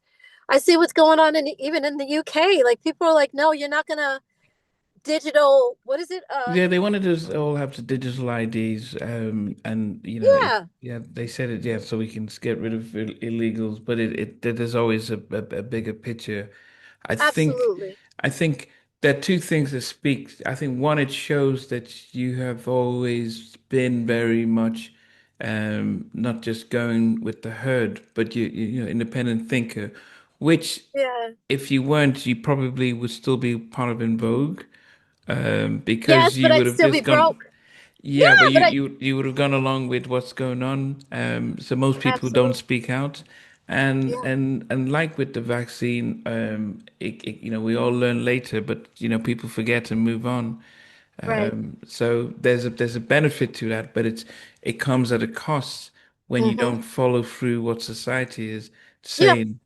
And of course, people then would say, because Fauci was hailed by Hollywood and by everyone as Nobel Peace Prize for what he's doing. I remember, I think on Saturday Night Live, Brad Pitt does this intro like Fauci, our greatest, he saved the world. And Yeah, then what's happened with him now and stuff, but people are quick to forget exactly. that and they push that aside.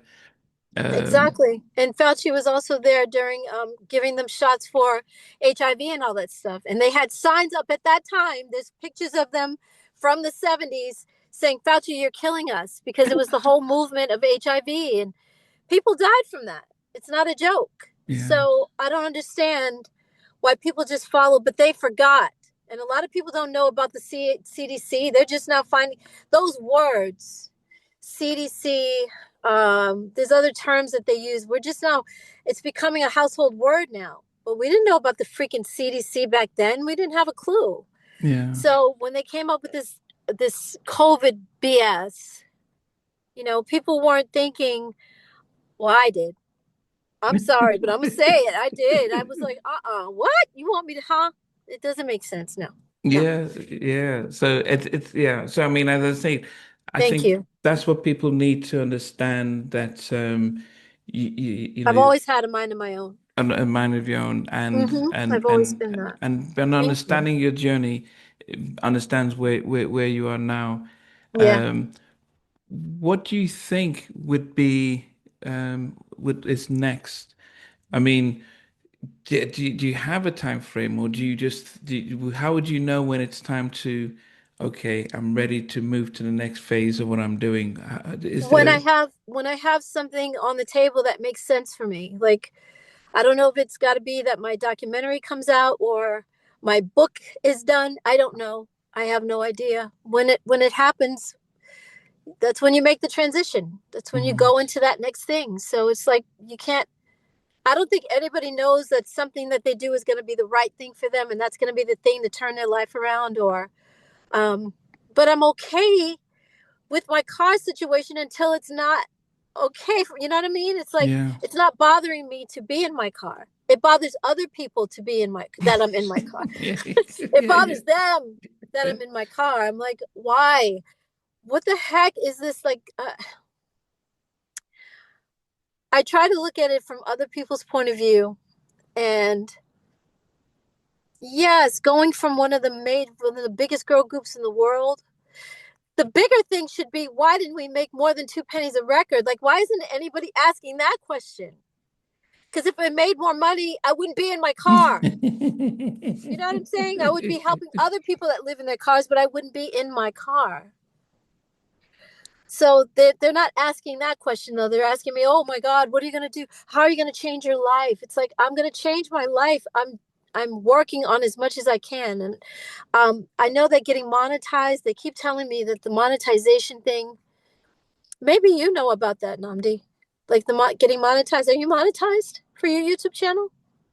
Yeah, I think, and I tell when I interview recording artists, I tell them how much different it is if you were to release a song on YouTube as opposed to Spotify, because it is you offer you offer your audience a lot more. So Mm, if you were doing a day in the life of Dawn and walking into shops and stuff like that, and you right. get people tuning in for that, Hmm. or if you were doing an acoustic version of some of your songs and it's up there, that generates more than if you put a new song on Spotify. Mm, You get less than two penny to be right. sure on the Exactly. streaming service. But YouTube, because it's about to, um, I think even Netflix is now trying to get into YouTube, into that type of podcasting, Mm, because they realize it's low cost and more people want something that's more authentic. So yes. yes, but you're not doing this because you're looking to get paid for it. Yeah, I think you're doing it because you've had a journey, and it's part of your next phase of your healing and everything. Hmm. You're making a sacrifice that I would say 98% of us will be a little bit hesitant to do. I, Um, I don't live like everybody else. I'm not a sheep, and I don't follow just because everybody wouldn't do it, that I'm not going to do it. I think I'm with what did you say? You said how many percent would not I do would it? say less than 2% will put So I'm with themselves. the 2% that will. I'm there. I'm with those people because I'm not going to sit in my mother's house and be abused. I'm not going to sit in a hotel and let somebody else take care of me and not listen to what I say when I say it is financially feasible to put me in an apartment. It's much cheaper to do that than to keep me at this hotel. Okay, you don't want to listen to me? then I'm out. Like, I'm not going to do that. I had to figure something out. Mm. You, it's like, you would swear that based on me in my car and based on what you're saying right now, that I was literally sleeping on the curb. Like I was outside on the concrete. That is not what this is. Oh my Yeah, God. yeah. It's insane. And um it, And it's not the case that you're driving around the country in a car that's falling asleep, but you know, it's like, cause I like, and can. My car is too old for that. My car is a okay, 2005. It will not make it. So I'm okay, not trying to do that. And that's not what the situation is. But doing yeah, my documentary will show people exactly how I got to this place. And I drove from Vegas here because I thought I could trust my car. And since I've been in my car, what, 3 years more? Now my car's starting to really show signs of aging. So I'm like, no, I'm not going to do that to my car. oh, I'm not even going to take a chance in that. how, Um, oh, yeah. how long So, has this been happening? but I didn't realize because we three only years. three Yeah, years. I've been in my car for 3 years. Yep. So, and Wow. the other thing is too, you said, uh, oh, what was your question? You just said it. I just No. had it. I just had it. No, no. I mean, yeah. I mean, I know I mentioned. I just thought you were just traveling around and stuff like that, but I didn't realize No, it's been no, that no. long, 3 years, because we only Mm-hmm. just, I said yeah, it in episode 6. That was my announcement. You guys, for the past 3 years, I've been living in my car, and I screamed, yeah, because I've been like, I was scared to say it because of people's judgment. But yeah. then I This was is like, you it. know what? They can judge whatever the fuck they want. Everybody has an opinion, and they have a right to that, and it's okay. I did what was right for me. I didn't do it because I wanted everybody to like me, or I shouldn't say this because they're not going to like it. That's why it took me so long to make that decision, because my friend wanted me to do it on episode 1 because she's proud of me. But I was like, Kati, my sister Kati from Iran. I said, Kati, I need time. I got to build Mm. up to this. And so episode 6 is when I said it. By the time I got to episode 6, so I wasn't gutsy enough to say it in episode 1 through 5. But by the time I got to 6, I'm like, it's time to talk about this because it's okay. There's nothing to be ashamed of. It's amazing to me. Like, literally, this could be my bedroom in a house, and everybody's like, but it's your car, so it's not okay. Oh my God. Like, what? It's insane. It's Yeah, no, because it's a I lot know. different for, the average. If I did it, no one knows me. I can, there's no big deal. They'll Mhm. always wonder what happened. Did you get kicked out by your wife? Did you lose all your money? And so now you're But I having to live in told your, what happened to me. That's what I'm saying. I told yeah, that we made 2 pennies a record. yeah, And I yeah, told that I don't have shows, and I was doing shows for a while when I first left En Vogue, but all the agents were like, well, we can't book you because it's a conflict of interest. So what do I do? Sell my body? Hell no, that'll never happen. So I'm making it work in my car. I'm figuring it out from here. And like I said, episode 1 through 6, you didn't know you were none the wiser that I was in my car. So why should it change now that I'm in my car? yeah, If you looked at episode 1 through 6, you couldn't tell. yeah. I didn't But say anything about it. I didn't give up, hey guys, guess what? I got a secret to tell you. I didn't do that. Nobody was yeah, none the wiser. But then episode 6, I'm like, hey, this is what's going on with me. I'm being honest about it, and it's okay if I'm judged. It's okay. Judge me. Whatever happens, I don't give a shit. Nobody's willing to pay my bills and get me in a place without. Now, with like I said, conditions. my manager had me in that hotel, and he could have been like, okay, you got to pay me all this money back now. What And was I become, supposed to do? You know what I yeah, mean? Like I said, he wasn't going to get me in an apartment, and he's gay. I want people to know that too. And that's nothing wrong with being gay. I'm just saying it wasn't like he was saying, well, if you sleep with me, yeah, I can keep you in the hotel. It wasn't that at all. He's a gay man. I am not his type. Okay. yeah, But yeah, yeah, yeah. he's not mine either. And I wouldn't have done that if he did. He would have been ghost. I would have been so gone. But it was a Um, level of control, just like a It was a label. level. Absolutely, you said it. He was trying to control, like I said in episode 6, he was trying to control, or 7, I think I said. He was trying to control me. And I'm not going to sit here. If I keep looking at apartments that are only 2,000 a month and you're paying 3,000 a month, or even one of the apartments I looked at was 1,800 a month. There was one that I looked at that was 1,500 a month. I didn't even like that neighborhood, but let me keep looking and I'll find one that's even less than 1,500. I know they're out there. It's just a Hmm. matter of when he didn't like the neighborhoods. Oh, this is terrible. Oh my God. Oh my God. It's no. It's like, you don't have to live here. I'm living here, not you. So, No, people you have know, to understand your journey, your upbringing, from whether it's with your dad and everything together to understand that actually we can't unless we have even if you had a twin sister, mm-hmm. the way you react to how your journey has been is going to be very different, and but we only see what's happening now, but we can't understand that journey and how you need. That's not true, Namdi. That a lot of people do understand. A lot of people are on there like, oh my God, I lived in my car too, and I'm so proud of you, Dawn. Good for you. Or I'm getting ready to move back into my van. This one guy said, I lived in my van for the longest time and I gave up my place just now because I'm going back to living in my van. Like, not everybody feels the same way about what I'm doing. There's some people that understand and love it. There's some people that are just like, what are you doing? You're crazy. There's some people that are just like, I don't get it. That's the world we live in. We make decisions based on what we think we would go through. And I have to remember that. Like some of the fans are like, oh my God, I could never live in my car because they're scared to. Yeah, but also, but no, but the fact is, when you announced it that you were living in your car, it made headline news from the Yes. BBC, CNN. It was on, Yes.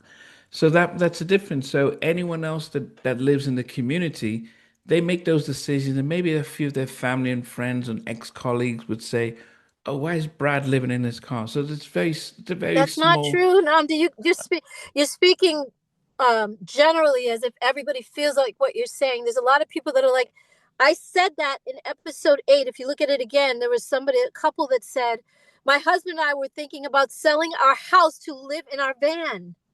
I'm sorry, RV. Theirs was Yeah, an RV. yeah. No, but you So there's not everybody is in the place of, oh, I'm in the van life, I understand why you're in your car, or I'm in my car, I understand why you're doing that. Not everybody is there. There's even some people like, wow, I've been thinking about that. Like I have a great job and I can pay my rent just fine or my mortgage, but I want to see what it's like. Some yeah. people are very curious about it because it's a becoming. That is why the community is growing so much. There's a reason for this. It's not just, if it was just me by myself, I'd be like, No, oh my God. no. But none Woo! of how many of them are as famous as you doing it? And that's the difference. What I mean I is got that you. yeah, that's what Yeah. I was meaning is that they're not world famous. So yeah, they could make those decisions, and only a few handful of friends and family may question why they're doing it. But when you announced it, it went Mm-hmm. news around the world, so every part of the world heard about it, Yes. and that's definitely a difference. But I still don't understand why that's a difference though. I'm human just like anybody else. Now, yes, I am a celebrity that the world knows and I get it, but it's like, maybe Dawn is starting a new trend for artists who can't fucking pay their rent. And they go to the record company and they try to get a loan and they don't give them a loan because they can't. There's a lot of elderly artists that cannot pay their rent. They don't get books for shows because they're older now and they can't work. Some of them have health mm, problems. What are they supposed to do? mm, What if they have a van? What if they, oh my God, my RV, I got to get the heat fixed on it, but I do have an RV and I can move into that instead of worrying about my fucking rent every single month. They are making it impossible mm. for people to live anywhere. So there's not every artist, even actors and actresses. Um, Maybe I'm starting a new trend. Maybe that's something new that I'm starting. Maybe there's a reason for me being in my car. Yeah. I mean, the You guy never, you never know. who was on the Cosby Show when he got No, pictured. different. I know what you're No, talking about. yeah, Yeah, but what I'm exactly. saying is that he needed a job, but it was almost like, whoa, you're a celebrity. You were on the Cosby. Why can't yeah? And it's like, well, I need a job to take care of my family. Exactly. And then, but we are saying, no, you're a celebrity. You have to, people are saying, let's give you some money. But it's like, you don't understand the process. So just like you, I'm sure people offered to help give you a play for your apartment or Hmm. stuff when you first came out. And it's like, well, it's not as if you couldn't find a place, but you're going through a journey and a process. Yes. Yes. It's And more than people need to just, respect that. yeah. And if they don't, they don't. It's okay too. That's fine. I didn't expect for everybody to understand what I'm going through. That's Mm, why when I said it, I was like, oh, it's out. I finally got it out because I knew there was going to be a lot of people that judge me. And that is okay. mm, It's okay. And no, I'm not going to get a 9 to 5 because I don't know how the Cosby guy got found out, but I know the minute that Dawn Robinson, globally known, you see, it's letting people know about it, even in itself. Can you imagine if I was working at a grocery store as a checkout girl? I was in the back and I was stocking boxes, and I'm working a regular 9 to 5. What that would have been like? They would have had my picture everywhere. mm. So I'm not. I've thought about, okay, well maybe I can get an online job and not show my face at all. That's a possibility. There's all kinds of possibilities, but I'm not. There's not a problem with what I'm doing right now. No. I'm okay. I put, there's something I just remembered on the Funky Divas album. Yay! Um, Kevin Swahili. Who was Kevin Swahili? She Remember? made it up right there on the spot. Oh, Kevin Swahili. He's She got the. made that up. Okay, Terry okay. made it up. She's funny like that. Terry's hilarious. She was quick. She was quick, and she made. Because Cindy Okay. said. Because Cindy said, remember, remember Cindy said on "Waiting on You," which is actually the audition for En Vogue. My version of the audition was on our first album, and Cindy, when she says, in the beginning of the song, she calls me, and I'm like, "Hello, Kevin." She's like, "No, this is Cindy," and I'm Yeah, yeah, like, yeah, "Oh, yeah, okay, yeah, yeah. Cindy."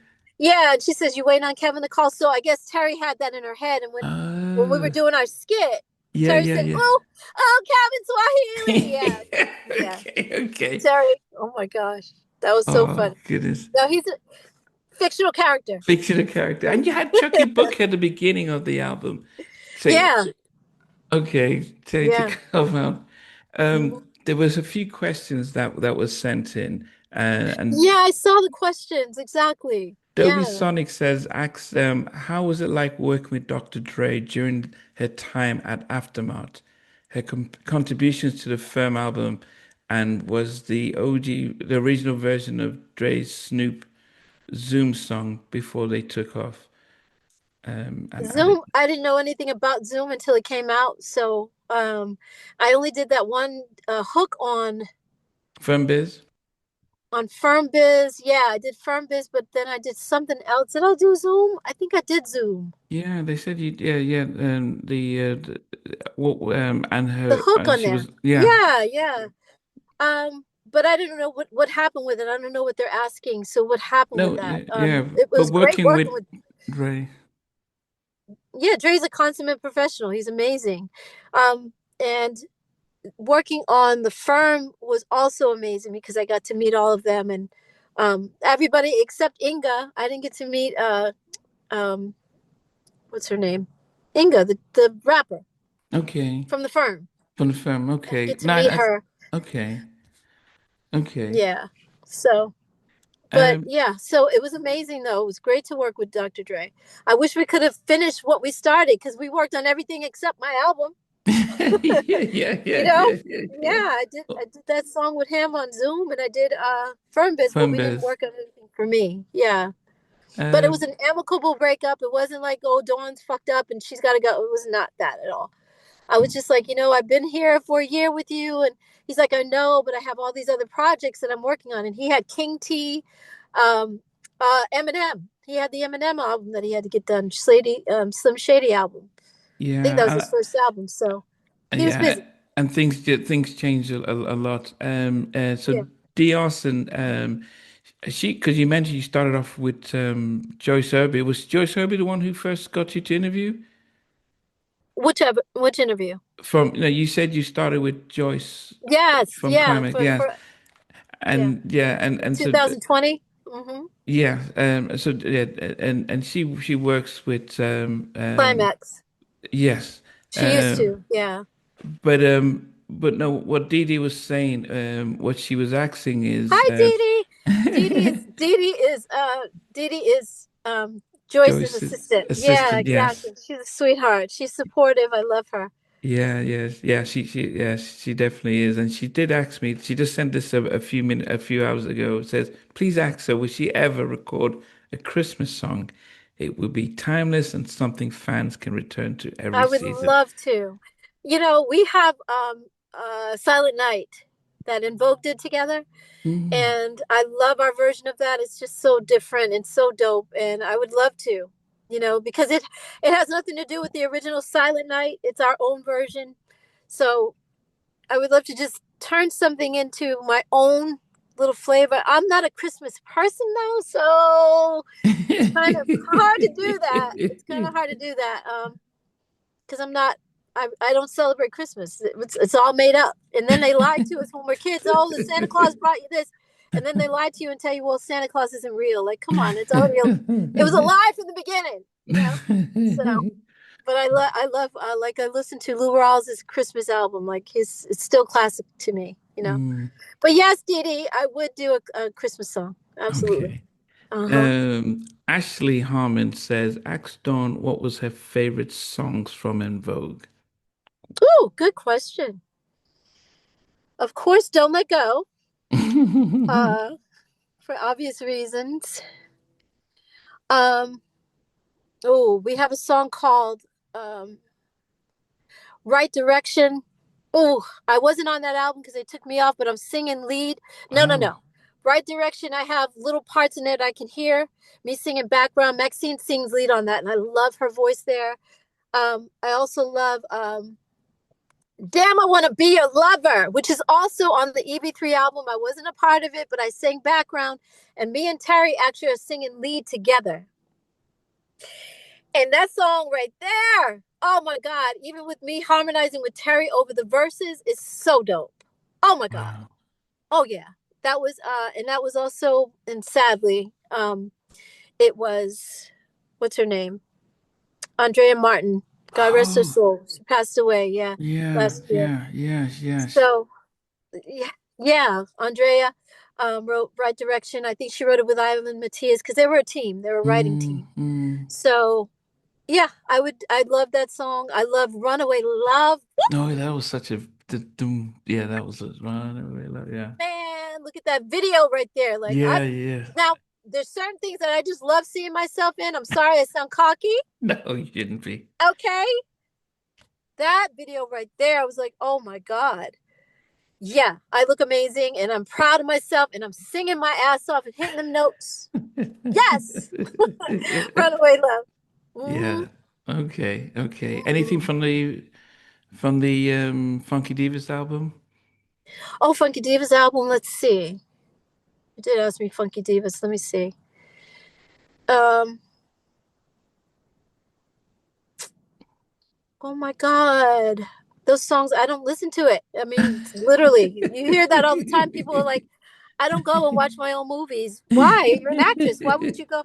Because we don't do that. I don't know. It's just weird to see myself on screen, or in this case, it's weird to hear myself sing. But Yeah, I mean, uh, never gonna I give was it and or free your mind or giving him something you can feel. You had Fat Lady Sings. There's so many. yeah, Um, many giving him something to feel. I love my performance on there. But I think my favorite song on that album though is Desire. And I love ah, yeah. that was a very Oof. interesting. That was very interesting with the desire. It was. Yeah, Desire, yeah. Oh my Yeah. gosh. Because of how it started and then how they broke it down in the middle and took the music out and it was just our voices. Mm. And Maxine is on the bottom, so you got that rich, warm note. Oh yes. I love Desire. I love I don't even know if Sitting by Heaven's Door is on that album. I No, don't think it no. is. I think that's EV3. You had This Is Your Life, which was the Ah, beginning. This yes. is your Okay, life. name. I I like the love This story Is of Your that. Life. I love that song, but that's not my favorite. Name another one. You see the album? Okay, My Loving, You're Never Gonna Get It. Hip Hop Right. Lover, Free Your Woo! Mind. hip hop. Yes, Maxine on there. Oh my God. Yeah. So a lot of times Maxine and I would team up. As you can see, Never Gonna Get It, and then Hip Hop Lover. Mm. Do you Uh, dance, babe? Yeah, that part that I'm yeah, but singing in the background. even fat, it ain't over till the fat lady It ain't sings. over till the She's fat lady singing it, sing. and then you're just rapping. Yeah, It yeah. yeah, yeah. What else? What Then you other had songs on? yeah, well, Give It Up, Turn It Loose. Yeah. You did the cover of Yesterday, Oh wow, I Hooked love on Your Yesterday. Love. You know Uh, what? I got to go back to Give It Up, Turn It Loose. Maxine, I cannot watch us on the inauguration for President Clinton. We performed at the inauguration party the day before the inauguration, the night before. mm, I can't watch it because I get too emotional. I love Maxine was so confident. Oh my God, that girl. She was so confident when she performed that song. I know she was nervous. We were all nervous, but she sang so well. And the way she's, looking at the audience and she's just doing her thing and enjoying herself. It's like, yes, give it up, turn it loose on that. For that performance, that made me love the song even more because of how confident. I was like, go ahead, Maxine. You can actually hear just before she gets ready to sing on that song. You can hear me in the background say, yeah, go, or something like that for Maxine because she's getting ready to start singing. So, yeah, give it up, turn it loose. Definitely. wow. You know, Yeah. one of the things I really appreciate about you is that despite the heartache with the group, you've Mm. always been very complimentary of Thank you. and I have not Yeah. taken that away because even when you sang a cappella for the first interview and you said yes, I can remember being with my sisters and we were singing it, and so there's a separation of being able to separate the pain of what happened, but being able Yeah. to appreciate them and not It's take very away their hard. talent. It's very hard. And thank you, Namdi. Please just let me say that. Thank you. You remember so much. That's why you're a great journalist. You're a very great interviewer because you're involved with the person as we're talking. You're not just hearing a story. You're actually there with us and you remember stuff. So thank you for that. You cannot be connected. If I was connected to them, it's like being in love with someone and you Mm, guys get a divorce. Me and my husband get a divorce and it's like to be so mean and angry towards each other. It's like, did you ever love him? So there's a time like, yeah, we made history together with those yeah. girls. Even though they're mad at me right now and doing all this stuff, she's not here, all that stuff. It's like that's on them. They can be how they are. Mm, Maxine can sit there and laugh at her all she wants to. Terry acted like a Cheshire cat, like she always does. I didn't say that. I'm not laughing, but you were a part of it. But it's okay. However, they are, Namdi, is not how I am. And I'm grateful for how my parents raised me and who I am as a person. I will always have love for what we did. How can you not? Oh yeah. my God. Terry is still hilarious when I think of stuff. Sometimes I just laugh out loud at silliness. Like she's so funny. I laugh at us because we were messed up at the award show, the Soul Train Awards. We were supposed to sing one thing and we sang something else. And the whole world was looking at us sitting out in the audience. We're looking at Denzel Washington and we're looking at Will Smith and we're looking at, you know, t- Angela Bassett. And I'm like, oh my God, all these people are looking. We were so, we messed up so bad. And when we got backstage, we were like, what was that? What did we do? But it was funny at the time because all we had was each other. So why would Mm, I have those memories and I'm always going to be fond of those memories. yeah. And Terry in my mind is always going to be hilarious and Maxine is always going to be the mother hen and she can't stand me and Terry because we're too silly. Oh.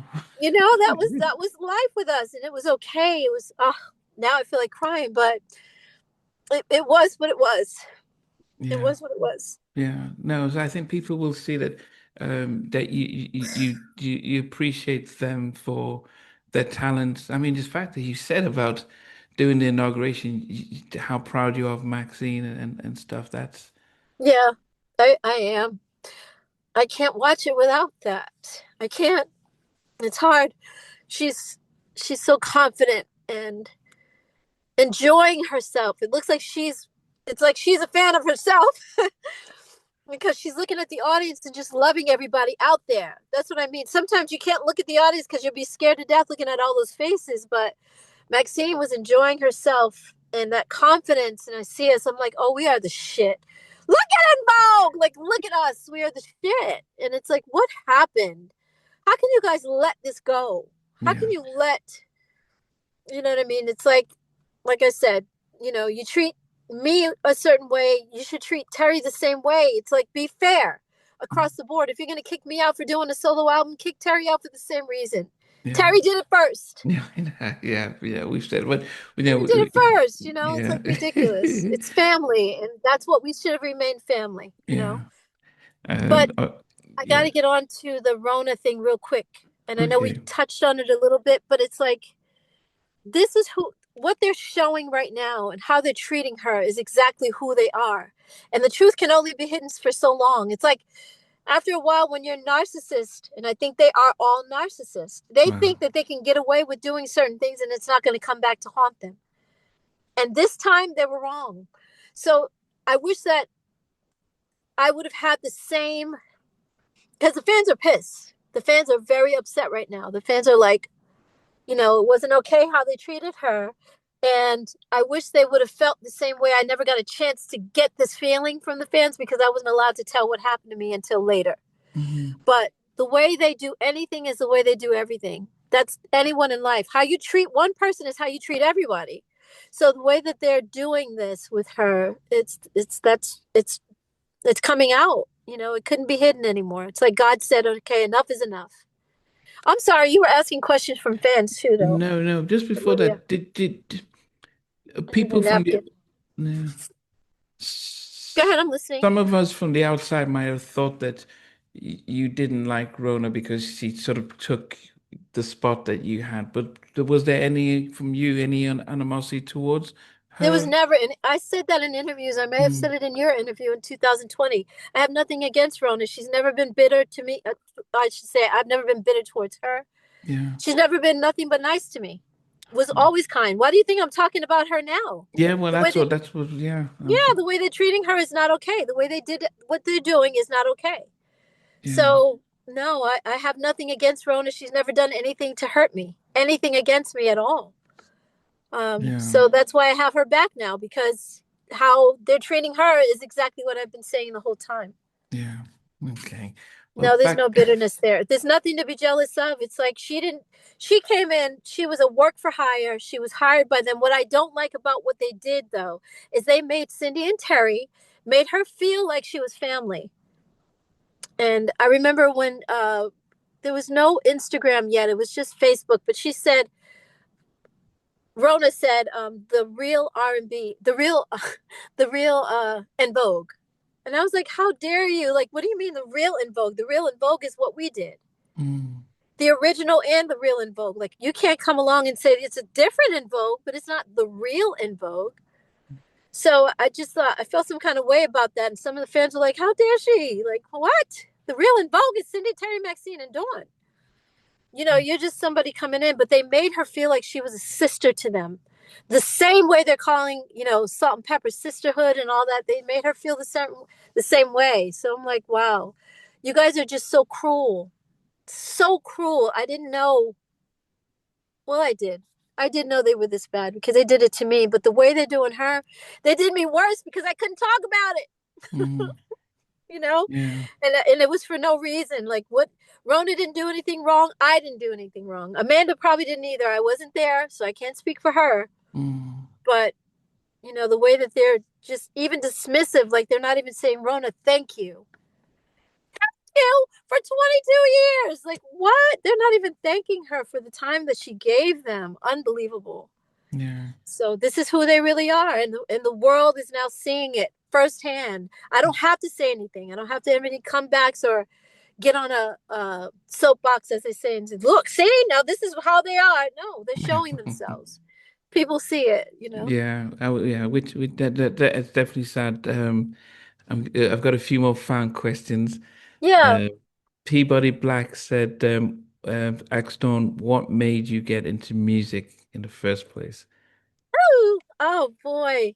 My parents, I'm sure when I was still in the womb, because my mother has a picture of me sitting, she's sitting pregnant with me. Um, Connoisseurs, music connoisseurs, my Mm, parents, from Sergio Mendes, Brazil 66 too. Wow. Oh yeah, they don't play. My parents are connoisseurs. My father passed on, but anytime I hear his music, I'm like, Dad, hey, Dad, hi, because I know he's around somewhere. Like the Beatles, like he brought in a lot of the rock and roll, but they both loved R&B, of course. Um, and when my dad passed away, we were going through his album collection, and my mother's handwriting is very unique, right? It's beautiful to this day. So I was like, Mom, I was showing her my dad's albums. I'm like, and it was the Eagles. One was the Eagles album and one was Blood, Sweat, and Tears. I was like, Ma, is this your handwriting on dad's album? She's like, oh my God. She said, Dawn, that album has to be 1968. Mm.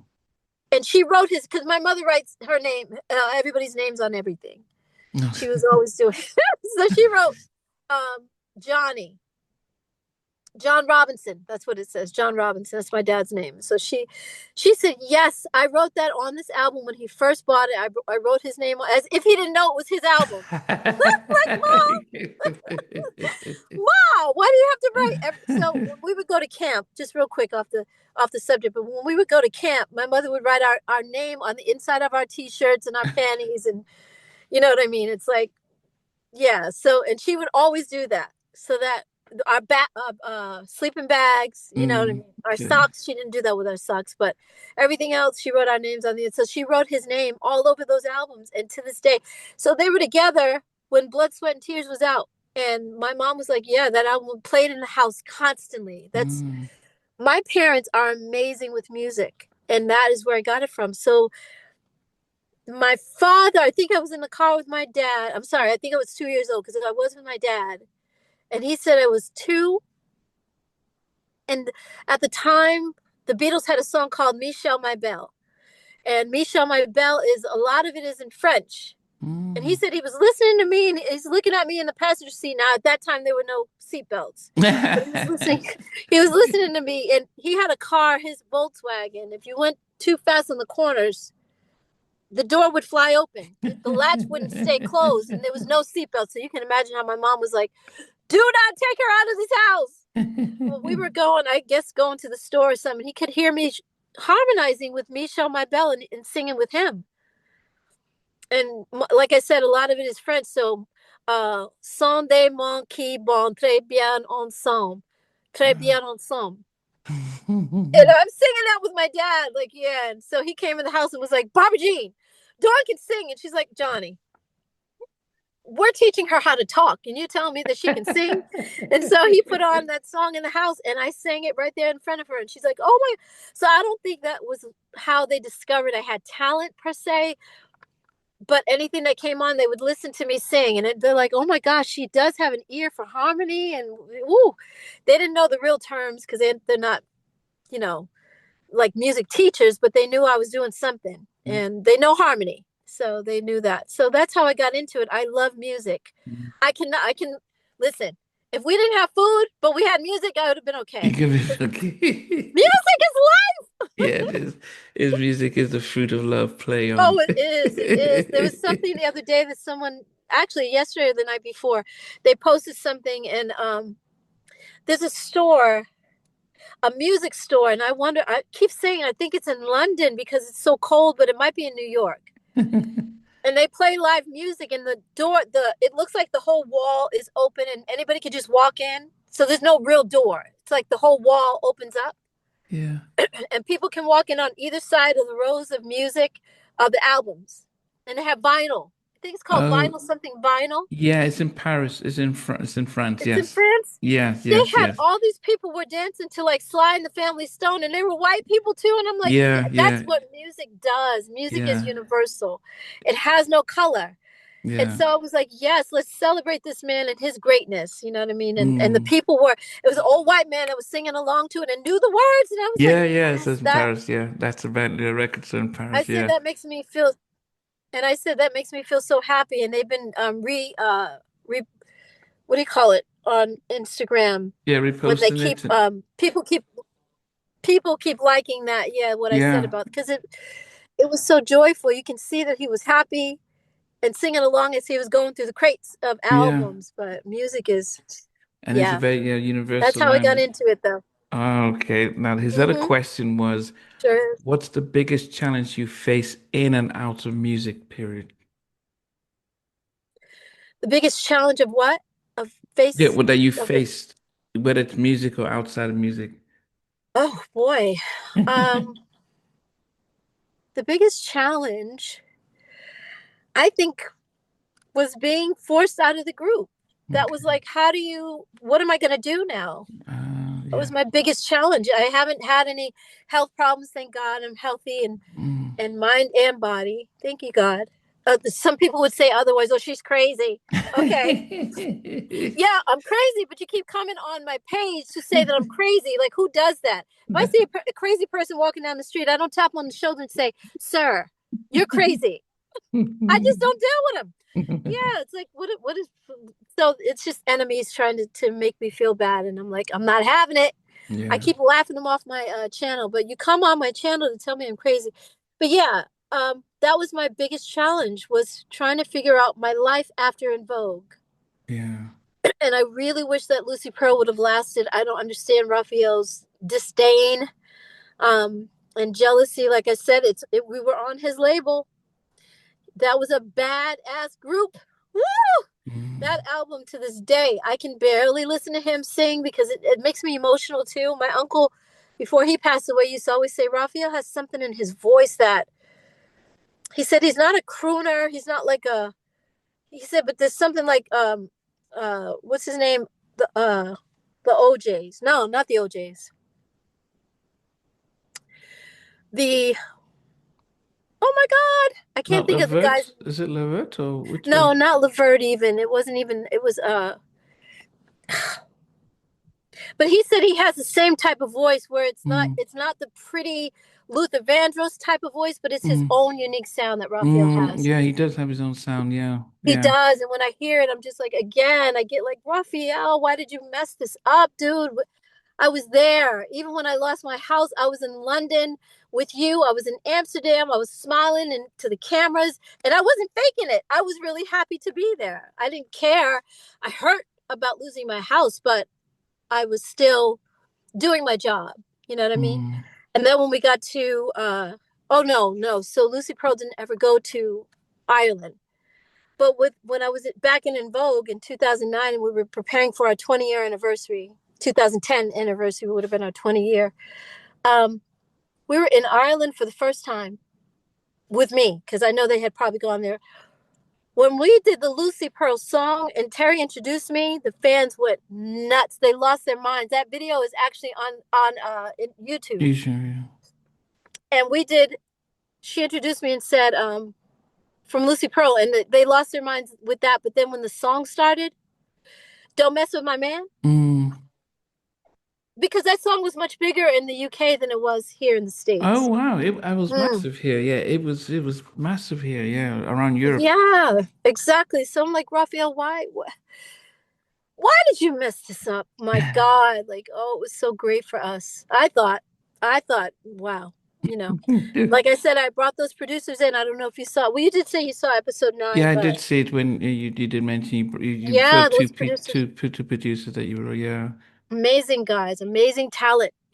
Mm, Um, so everybody together, Ali didn't do as much on the project as those guys did, and Raphael just played bass mainly. Um, but what a great project! mm, Lyrically, melodically, all of it. I just don't understand why he would destroy that, especially because it was on his label. mm. Okay. Well, the next question he has is how do you relax? Oh, what do I do to relax? I go to the movies a lot. I am a movie Oh, buff. wow. Yeah, I go to the theater. So Tuesday nights is AMC, um, has $5 nights, movie night, and Okay. I try to go and see a movie every Tuesday if possible. Mm. Because it's $5. Like, I can, I can afford that. I may not be able to have a nice dinner every night, but I eat. I definitely eat, y'all. Please don't start sending Dawn, what do you call it? Coupons for Coupon. restaurants and stuff. I'd eat. but I like to go to a movie to just to zone out because I feel like when you go to a movie, you're in someone else's story. Mm. You know what I mean? You get away for a few hours to just kind of like get into another story, even if it's a. Sometimes I go and see animation because they're so cute, Yeah, yeah, I love, and yeah. those movies are very smart. They're telling kids Yeah, a lot of great things. There's a lot of yeah. great messages, and but kids are so innocent, and so I love just being a kid for a minute Mm. and eating all bad food. I have popcorn, I have candy. I don't do soda, so I won't do that. But I'll bring like a my bottle of water. Sometimes I bring a juice or something. But I love going to the movies. Yeah, What's yeah. been something, so just as a relaxing, what's been something that you really watched this year that that you can recommend? Oh, I just saw the movie called The Longest. What is it called? The Longest Mile. Yes, yeah, that just came out. Okay. How The was Long that? Mile. I think it was The The, Longest I'm Mile, yeah. sorry. No, no, no. It's called The Long Walk. The Oh, The Long Long Walk. Walk. Okay. Yeah. Yes, it's sad, but oh my God, these boys. Oh my God. The Like, Long Walk, yes. mhm. Yes, that just came out. It Okay. sure did. And So it was great. you recommend watching that? I do, if you can handle, like, the ending is a little different, and I'm not going to blow it for people. I was Yeah. not expecting it at all. Um, it just, wow, it's a great movie. Well done. Okay. Okay. Well done. And it's nice Okay. to see Luke Skywalker's in it. Oh yeah, Mark Harmon. Hey, I just see Mark that. Harmon, Yeah. yeah. So I love, yeah, it was a great movie. Okay. Okay. You've He got was a me. beast in that movie. He was a beast, but it was just great to see him on screen again. I'm like, he needs to do more. Really want to see him do more. Okay. I'm nervous, but I will watch it. Now he asked No, them. it's not bad. It's not bad. It's Okay. just it's twisty, but it's like you're wondering the whole time, are these boys going to make it? Okay. And it's just Okay. the tenacity and the resilience that they had to have to get through that movie. I mean, to get Mm. through that walk, and the sickness that the people had to even have the walk in the first place. It's in the future. I think it's in the future. Yeah, sick. Okay, It's a good movie. I will watch it. How do you handle Yeah, criticism and anxiety? And Peabody Black says this because he's a black male in New York, and he's also dealt with mental health, and he's also tries to promote mental health within black men as well. So he asks, how yeah. do you handle your criticism and anxiety? I handle it by not dealing with. So I don't have anxiety. I always listen to them talk about if you have anxiety in the commercials. If you Mm, have anxiety or you have depression, I'm like, I don't get depressed. I'm so glad for that because my dad dealt with it a lot. But I'm like, I would always tell my dad, you're just feeling sorry for yourself, really. wow. Like, get out of your head, really, because that's where we go to places. When we get to those places, it's like when you start to feel bad about one thing, you got seven other things on top of that to make you feel just as bad. And it just gets Mm, worse and worse. And it's like after a while, you're looking at a tower of things above your head that are just like, oh God, life is fun, you yeah, know? yeah, yeah.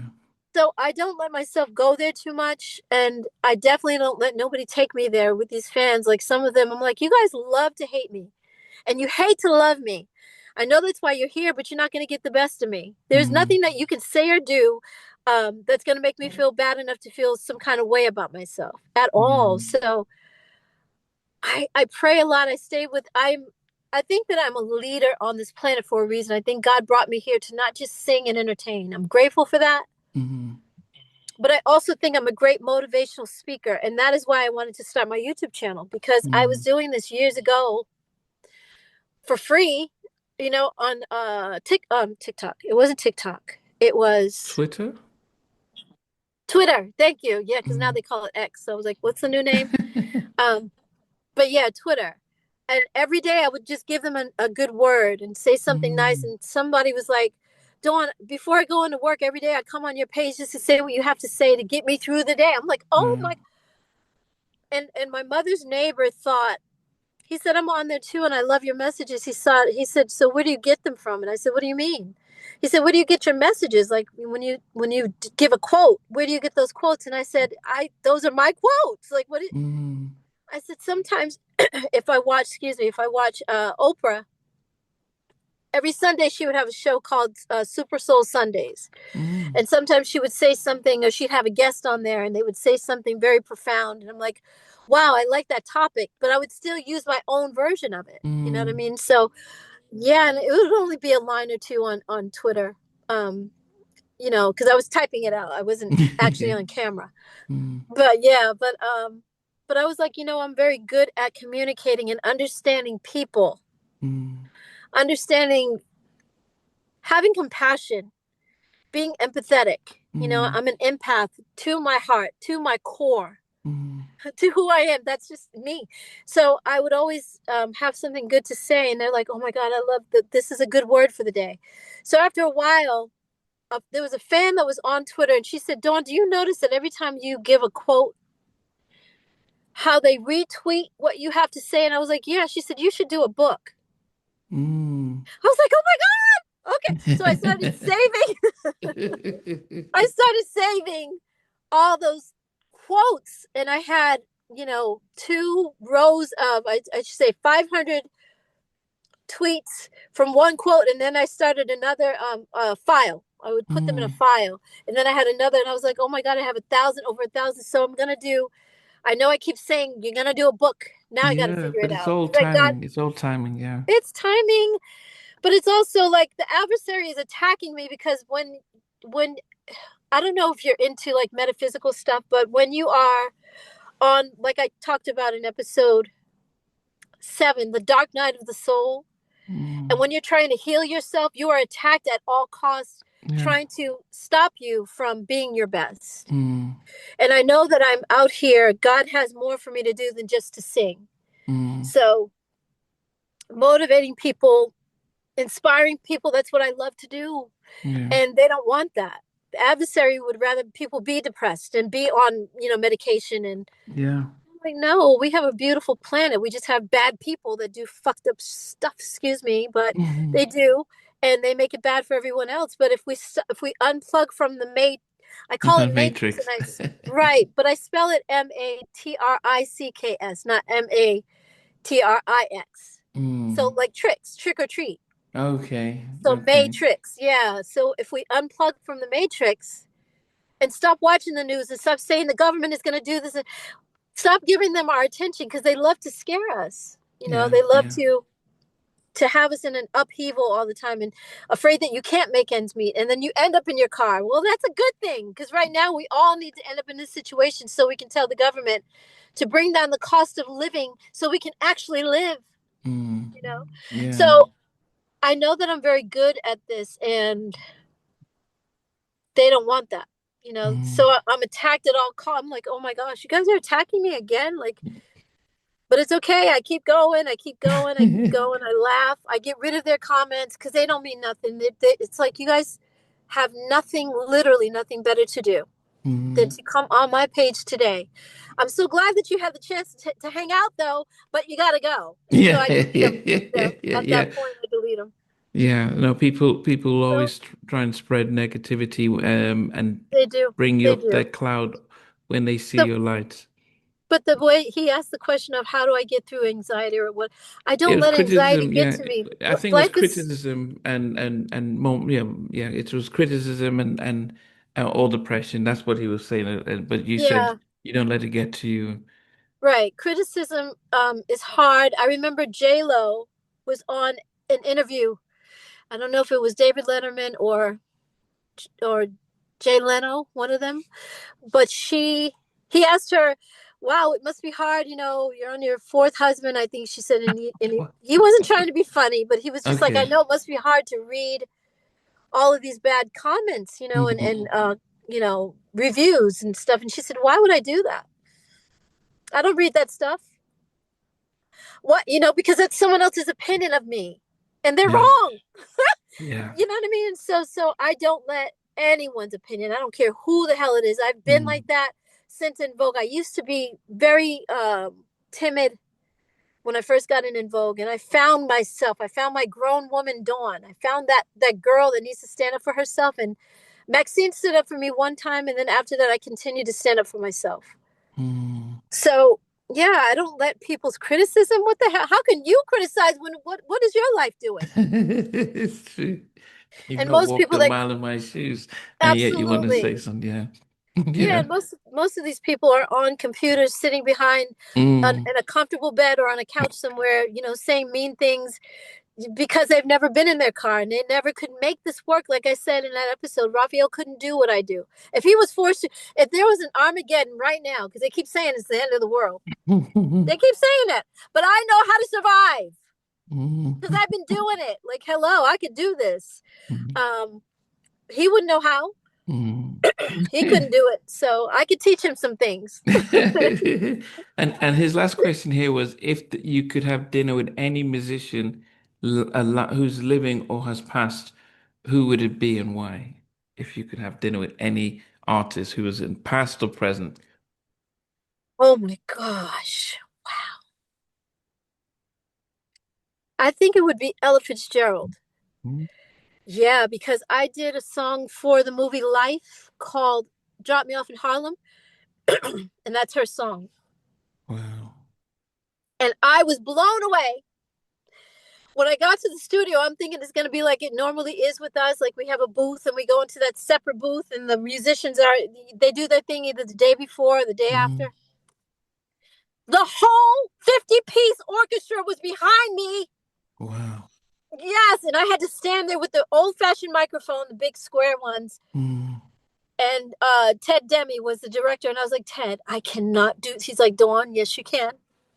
They didn't film that. I wish they would have. Today they would have Oh, done it, but mm. yeah, they didn't film that to the making of the movie. But oh my God, I had to sing with this whole orchestra behind me, and I told him, I said, I cannot face them. So I'm going to turn around and have my back to them. But it was a 50-piece, beautiful orchestra behind me, strings and Mm. horns and just what? Stand up bass. Oh, it was amazing. So I would talk to her about, like, are you ever nervous to do that, Ella? You know what I mean? I would just ask her those questions. Um, and then if I could have one more person, it would be my dad. Like, I got to tell him some stuff. I got to tell him some things. I got to, because what I'm doing now in my life and how I'm being treated, he was ostracized in our family to a certain point because they looked down on him. He wasn't always his best. He was very intelligent, but he didn't use his intelligence in life. So Mm. he was kind of like the black sheep of the family in a way.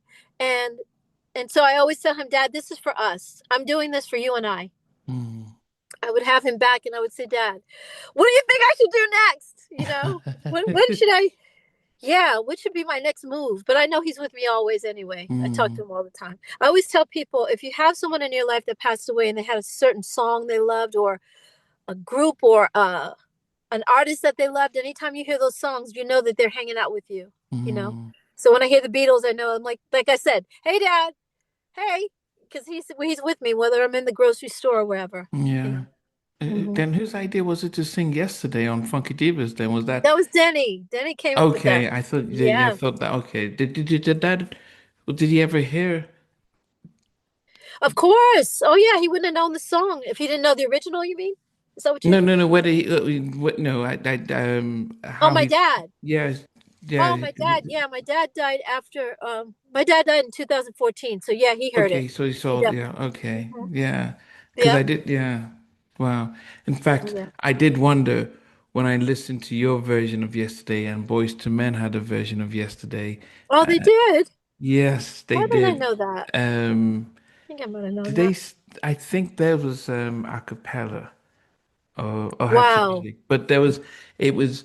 You guys were. It's a pity there was no Boys to Men and Vogue collabo because you guys were, both Exactly. vocal powerhouses and in your own Yeah. ways and stuff. And you know what's crazy, Namdi, is that we did shows together. Oh wow. We sure did. We performed together. We would always tease them when they come off stage because they would open for us. And when they Mm. come off stage, we would be like, "Okay, that was good. That was pretty good. We're Wait and we're gonna see. do what we're gonna do our show in heels, high heels. Try to top that. You guys can't top that. Yeah, we would Yeah, tease it and make fun, but yeah, we should have done a song together, yeah. even an album. You know how I don't know if you guys had it in the UK, but I think it was TCB. It was the Supremes, and it was the The miracle. Okay. Temptations. Temptations. Yes, yes, Mhm. yeah. Yeah, the Supremes and the Temptations, and they did TCB together. So that was always great, and I think it was just a TV special that they Okay. did. I don't think they Okay. did an album. I don't think they recorded, but that would have been great. Yeah, definitely. Now we've Mhm. got some questions from Alex Clark, and he says, Yeah. ask Dawn if she ever recorded the original version of the song Too Gone. I think that was on the Too gone too long? Yeah. Yes, yes. I did. Yes, I did. I'm on there. I'm on whatever too. I saw the question that they asked about whatever as well, didn't they? Yeah, yeah. AXA, The did she song whatever. re-record it? How did you record your vocals on a song, whatever, by En Vogue? Yeah. What do Did they you? mean by how? I mean, we were in the No, no. studio. Yeah. So because I guess yeah. So you guys were all in the studio. You were Yes. recording, and then they just sort of turned you down, so you were there. Okay. Yeah. Babyface told me that he pulled me in the mix. He just pulled my vocals down in the mix. He didn't take me out altogether. Wow. But yeah, that again, stupid, stupid. Yeah. You got me You, crying, all kinds of crying, no, no, Namdi. no, no, no, no, no. This is the first question. And he also asked, who did the demo for Don't Let Go? Was it Andrea Martin or Yes, yes, she did. Exactly. She sure did. Yep.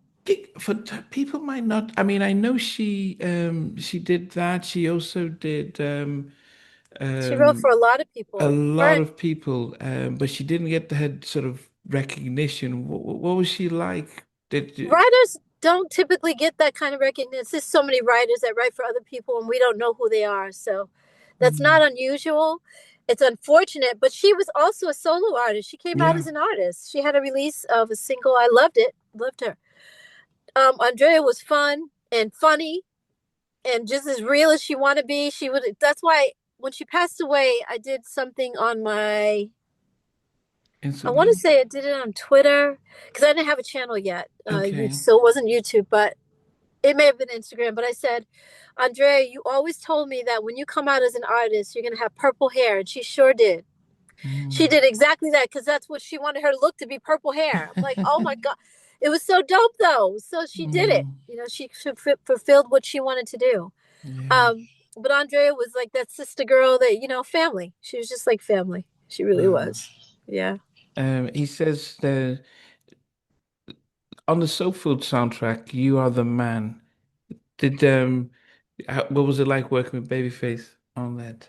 I don't remember that song too much. A lot of fans tell me that it was on there, and I'm like, why don't I remember that song? You're the man. Yeah, it was on the Um, Soul Food soundtrack. Yeah. yeah, exactly. And when I hear it, I'm like, I don't remember recording that. I don't think I did. I sang Sitting by Heaven's Door. I did that one.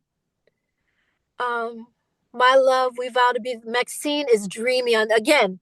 I'm a Maxine. Can you tell that I'm a fan of Maxine? Yes, you are a Oh fan my of Maxine. God.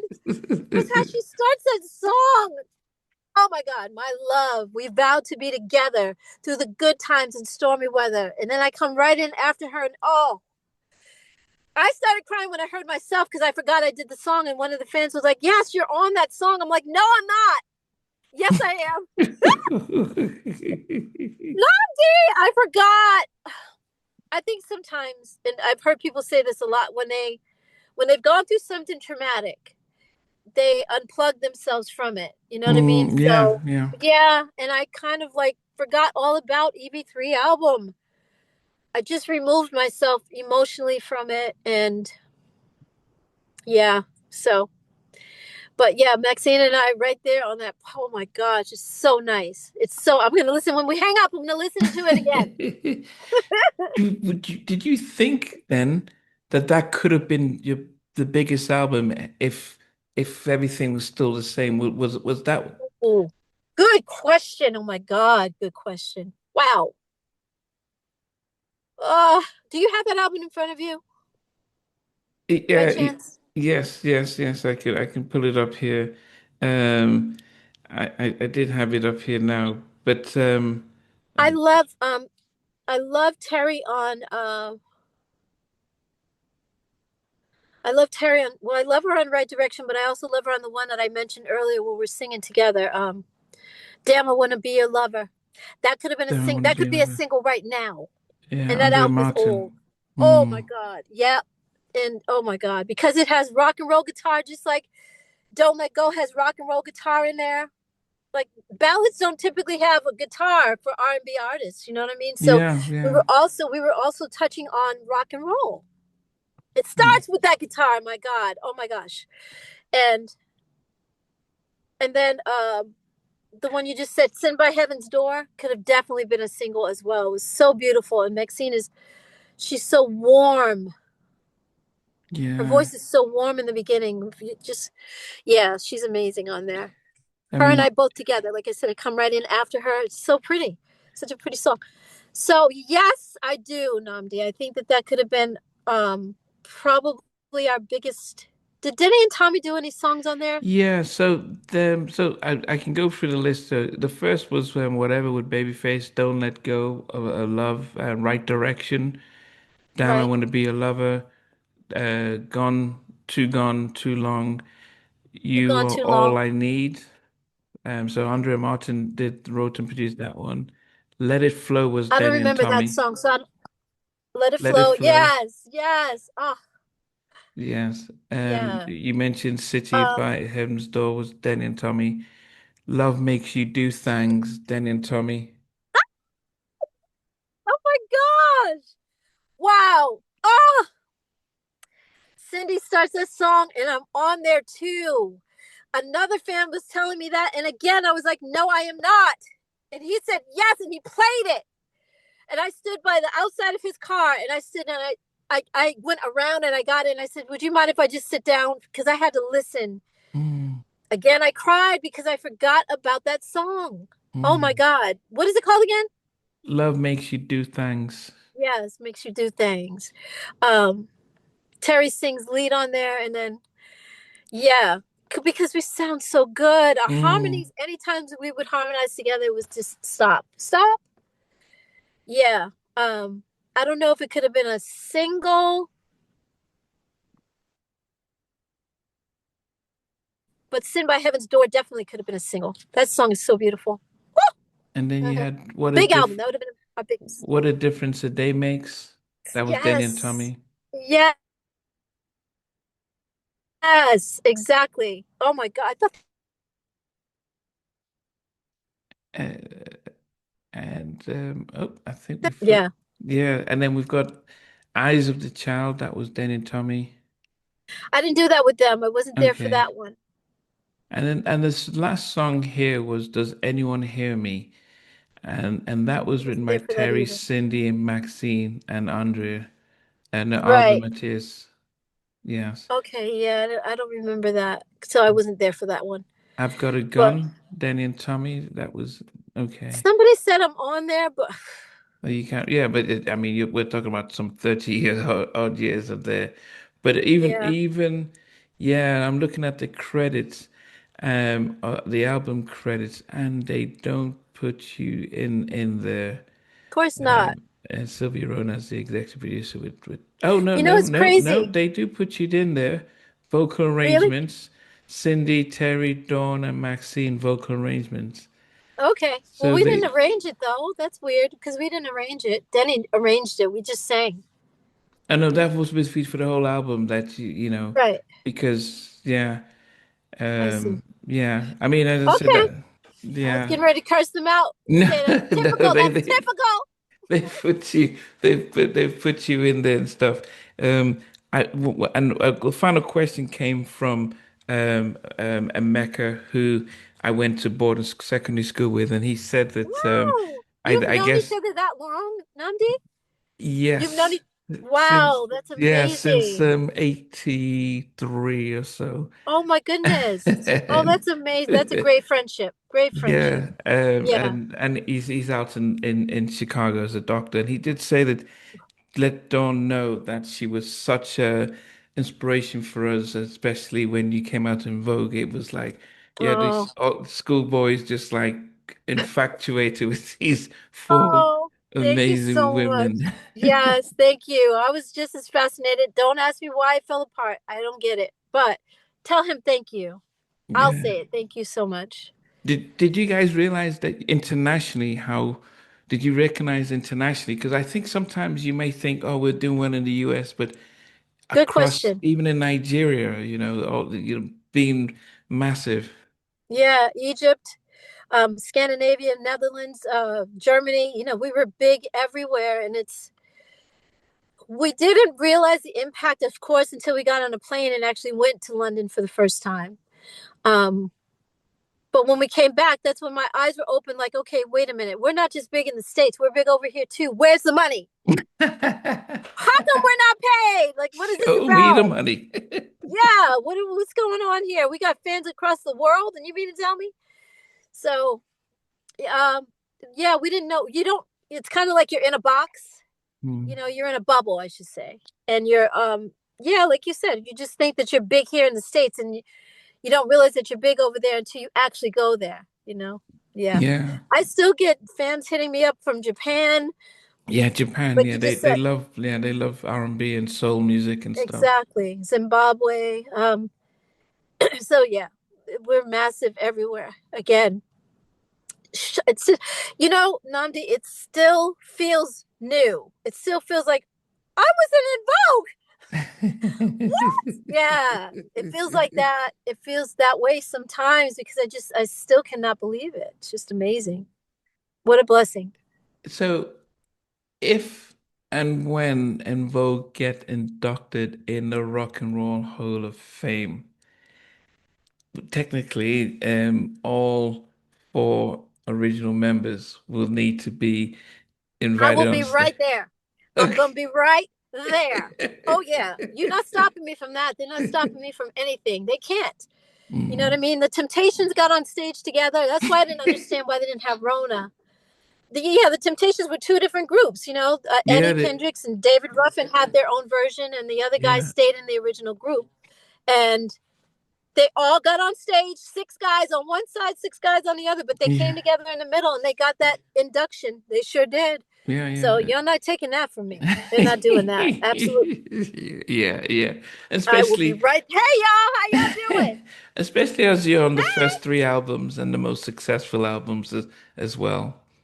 Yeah, not just the first three, but then Don't Let Go, which actually ended up on EV3, but it was a single by itself. Come on, you're not going to act like I didn't build the foundation of En Vogue with you.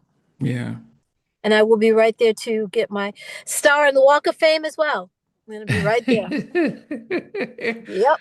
Well, I think, as I said, for those who've been watching through, and I would encourage you guys to watch your previous interviews, that you can be disappointed with how things have been, but Mm-hmm.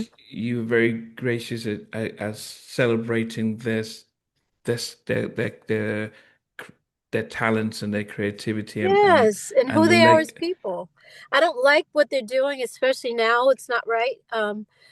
Like I said, wish Rhona would have said her. I wish Rhona had the same tenacity that her sister has, because Rhona's sister is going in on them, and rightfully so.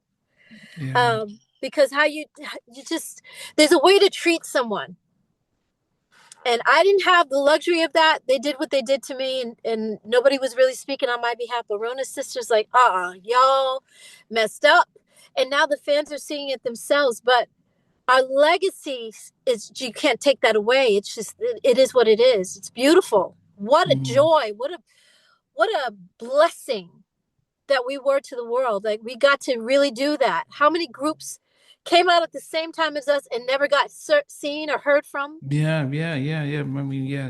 I mean, Yeah, yeah, yeah, or didn't have the hits that we had, and so they kind of drifted away. And it's like, oh my God, whatever happened to them? Um, and so we didn't have just one big album, but we had two, and then we just kept getting bigger and bigger over time. And I'm like, why? I don't get it. I will always be proud of us, and I will always celebrate En Vogue and what we did. yeah. It makes no sense. Well, I mean, I think it'd be good just to see if there's any final th thoughts from you. I know it's 3 o'clock in the morning here, but it'd be Yeah. good to Oh, see. And I have my clinic start at 9 in the morning, but hey, you're never this is gonna wake up. Oh my God. Goodbye. Bye. Go no, to no, bed. no, no, no, no, no, no, no, no, No, no, D. no, no, no, no, goodness, no. You're gonna be Uh, sitting there like this with your. Yeah, no, no, no, You no. gotta be It's sitting like that. You're gonna be knocked out, no, sitting there no, and quiet. it's no, but yeah, yeah. I guess what would you want to say to your fans and well wishers and supporters out there? Just reflecting on your on where you are, Yeah. and yeah, Thank you so much. I do want to say thank you to them because for the majority of the people, it is all love. It is all love. Now they understand even more. Unfortunately, what happened with Rona shines light on me and they understand, Dawn, it was not your fault. You were right the whole time.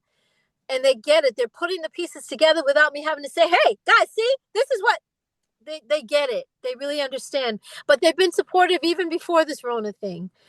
That's why in my videos I said to them, thank you so much because you guys get it. They really get it. They understand.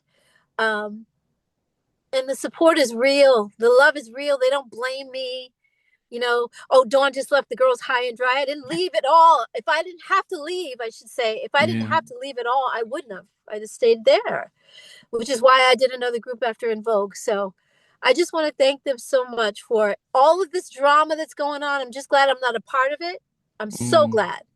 But I want to thank them for their love and support. It's beautiful. It really is. What And would thank you, Namdi. You always 3 hours? We've been on for 3 hours? what can we expect in episode 10? Episode 10. Ooh. Well, I was going to do a different topic, but now that Rona has done this, I think I'm going to talk about it again because I keep getting questions. That's the only Mm, reason that I'm talking about it. And I want to clear some things up. Um, so, you know, maybe I'll come at a different angle on it, but episode 10, I'm always real about everything. So I'm not going to be any different. And it just depends because I already have the episode already written out. So I may go in the direction that I had already, but this is too good. What's happening right now needs to be talked about. mm, So I think I'm going to talk about what's going on with them, what's happening right now, how the whole thing mm, fell apart, how everybody wanted to blame me for En Vogue being where it is. And now it's clearly showing different. mm. So, I'm yeah. looking at you and seeing how you still keep the beauty of when we first saw you.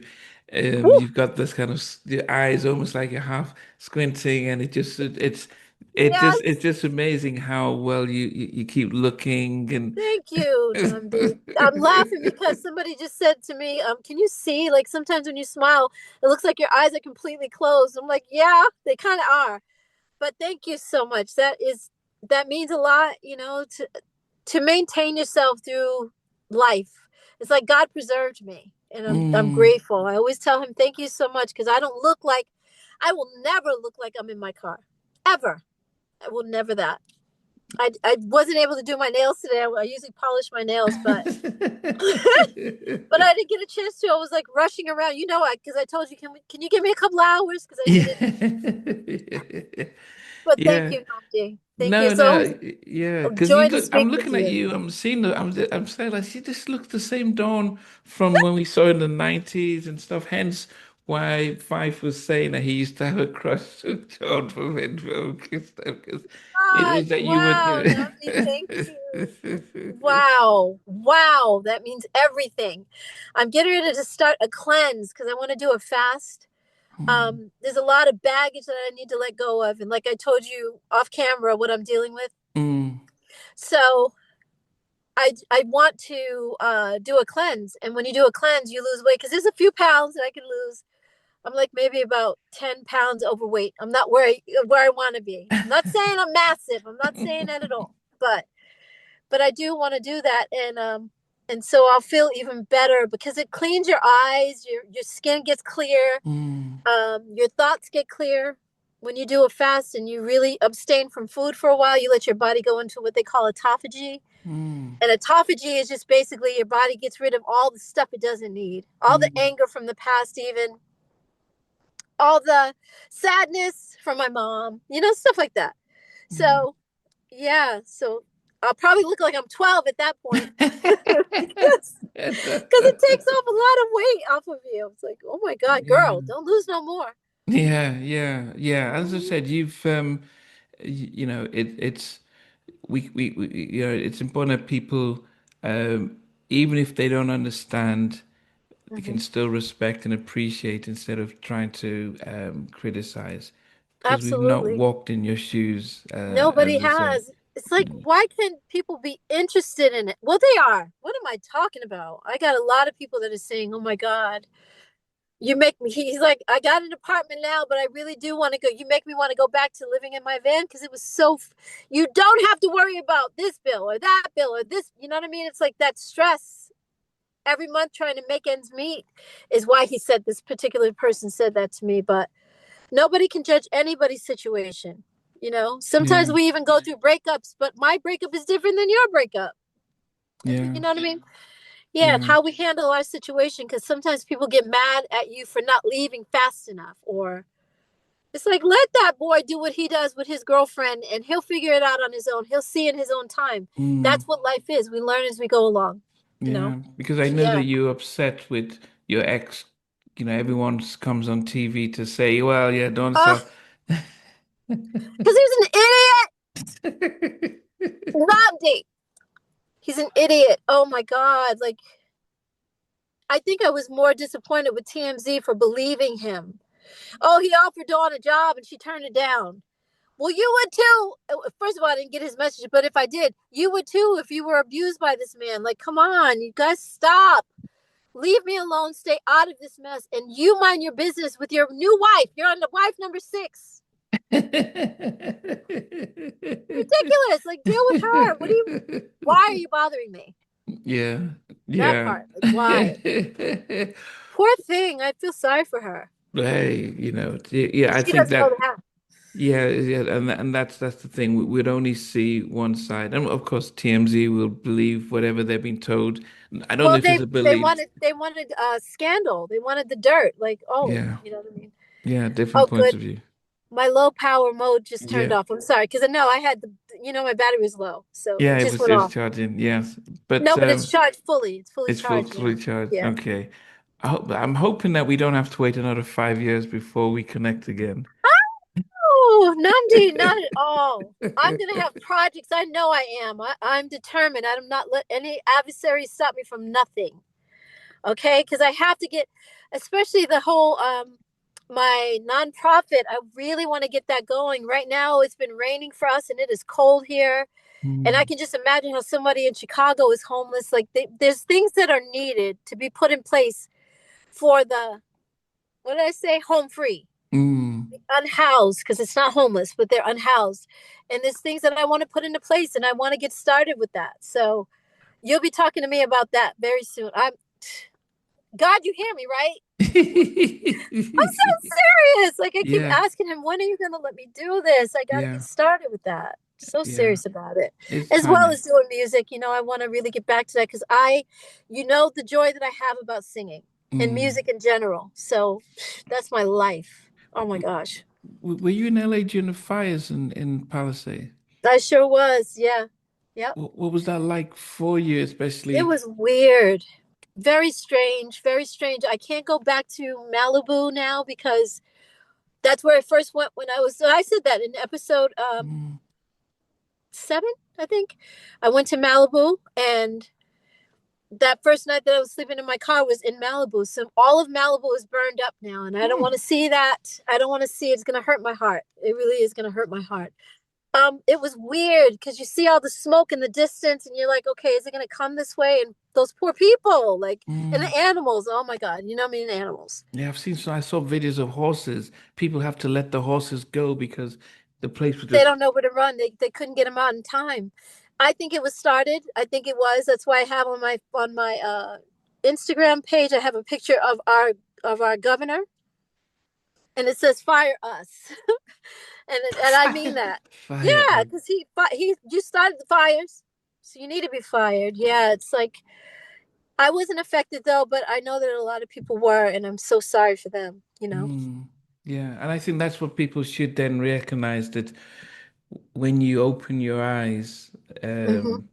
that it's quite easy to follow the narrative that's being spun, but Yeah, yeah. you'd wonder one of the biggest economies in the world, which is California, how they couldn't have enough water and they That couldn't. part, that part, and also how certain houses were burned up, but then there's certain pockets of houses that weren't, and then it skips it and it goes like fire is going to burn everything in its path. Mm. One of the places that I was parked at, that I used to park at on in Malibu, has a blue. Anything that was blue didn't burn up in the Oh. fires. And this is a wooden. It's a lifeguard tower, and it's blue, and it's still there, and it's made out of wood. How did a wooden all wood? There's no metal. Maybe the door, but I never see the door because I when I park, I'm behind it. I don't park in front of it. Mm. But the whole thing is made out of wood. It is old. All of the lifeguard towers that are in Malibu are all wood, but they're all blue and they didn't burn. Anything that was blue, in fact, there's some porta potties. I know it's gross to say, but we all pee. There's Mm. some porta potties, and the porta potties are like external bathrooms. You know that, Mm. right? Mm. You Mm. guys have Yeah. those there? Yeah. So those external bathrooms were also salvaged because they're blue. So why is it that everything that was blue was sustained and everything that wasn't blue, or not everything, because they pick, it's like they pick and chose which ones were going to burn and which ones were not. To me, it was planned, and a lot of people have been saying it. I'm not the only one. It was Wow. just bizarre. Like, you got the ocean right there. Yeah, yeah, that makes sense. You had the Yeah, wood. They could have you know just what I gone. mean. And if any, because I was thinking, well, maybe they thought the fish or the dolphins were going to get caught up in it. Those fish and dolphins, anytime something comes near them, they're going to go the opposite direction. So, you know Mm. what I mean? It's like they could have gotten enough water to put those fires out. And why didn't they have it? Malibu has had fires since I've been living in Los Angeles, what, 20 years now? Mm. They've had fires over the years before they've had fires. This isn't new. So why all Mm. of a sudden now? I lived Yeah. in Culver City for Hey, about 3 years. okay. The most we got was smog, and Yeah, that was as much as you wonder about it. Never, um, right. and even if the wildfires was never something that was ever a Los Angeles thing, and Exactly. you could easily prevent that. You got the ocean. You could then start to hydrate but it's Yep. almost as if let's we need to create something to here in London and in the UK, when Germany bombed London, the big Mm-hmm. houses there, the government took over the land once it's destroyed, and they built up social housing. So you could Wow. see See? in the middle of Bob Beverly Hills, you could see social housing.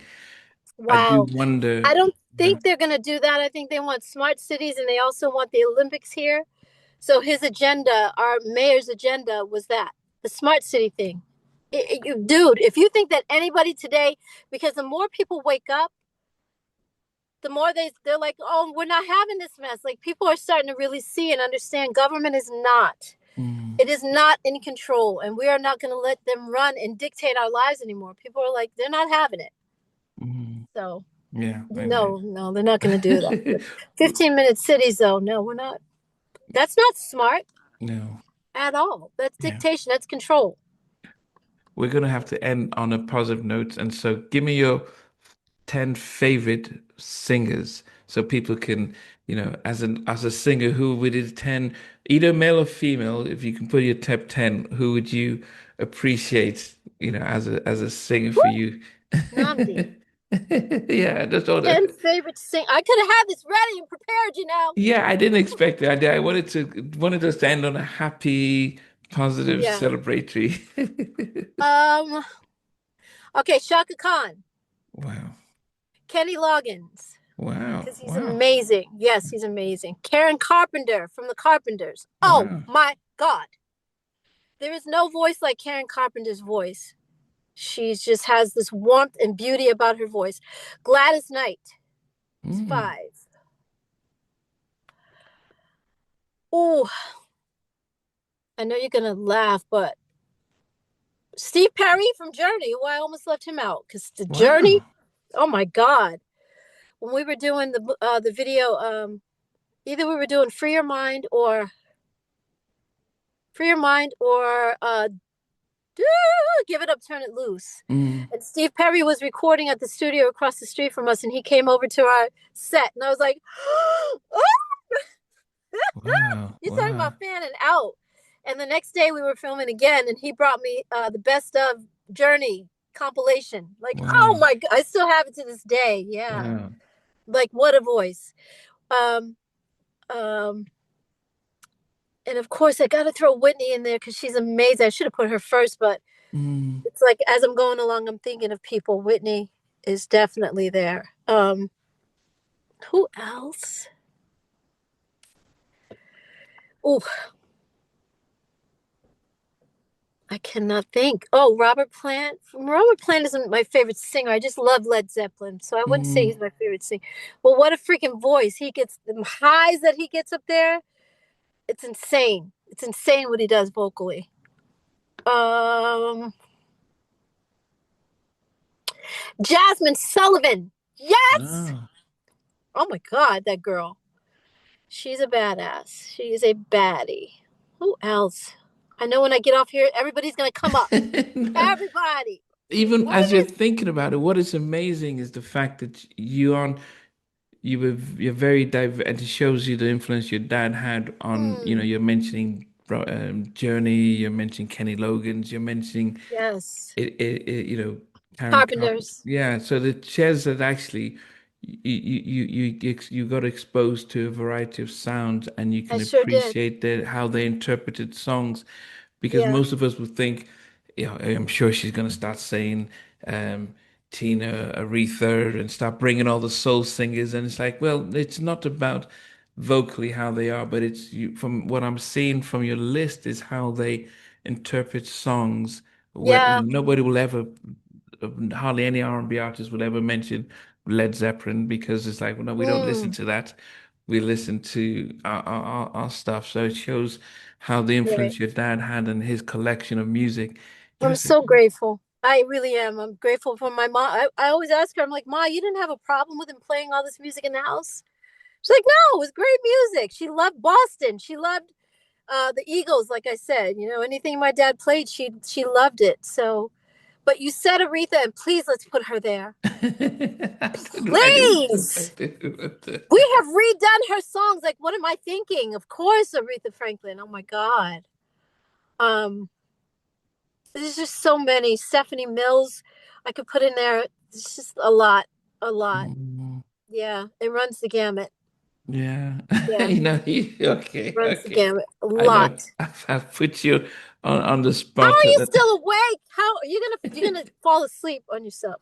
Well, no, I took yeah, and for me it was a privilege that because we talked about this Yeah, 5 months ago, and yeah, then we did. I We didn't hear did. from you again. So when you then reconnected, and it's like, okay. And I said, you said, when can we do it? And I was like, yeah, we can do it tomorrow. Tomorrow. I was You're like, like, what? I was Wait like, a minute.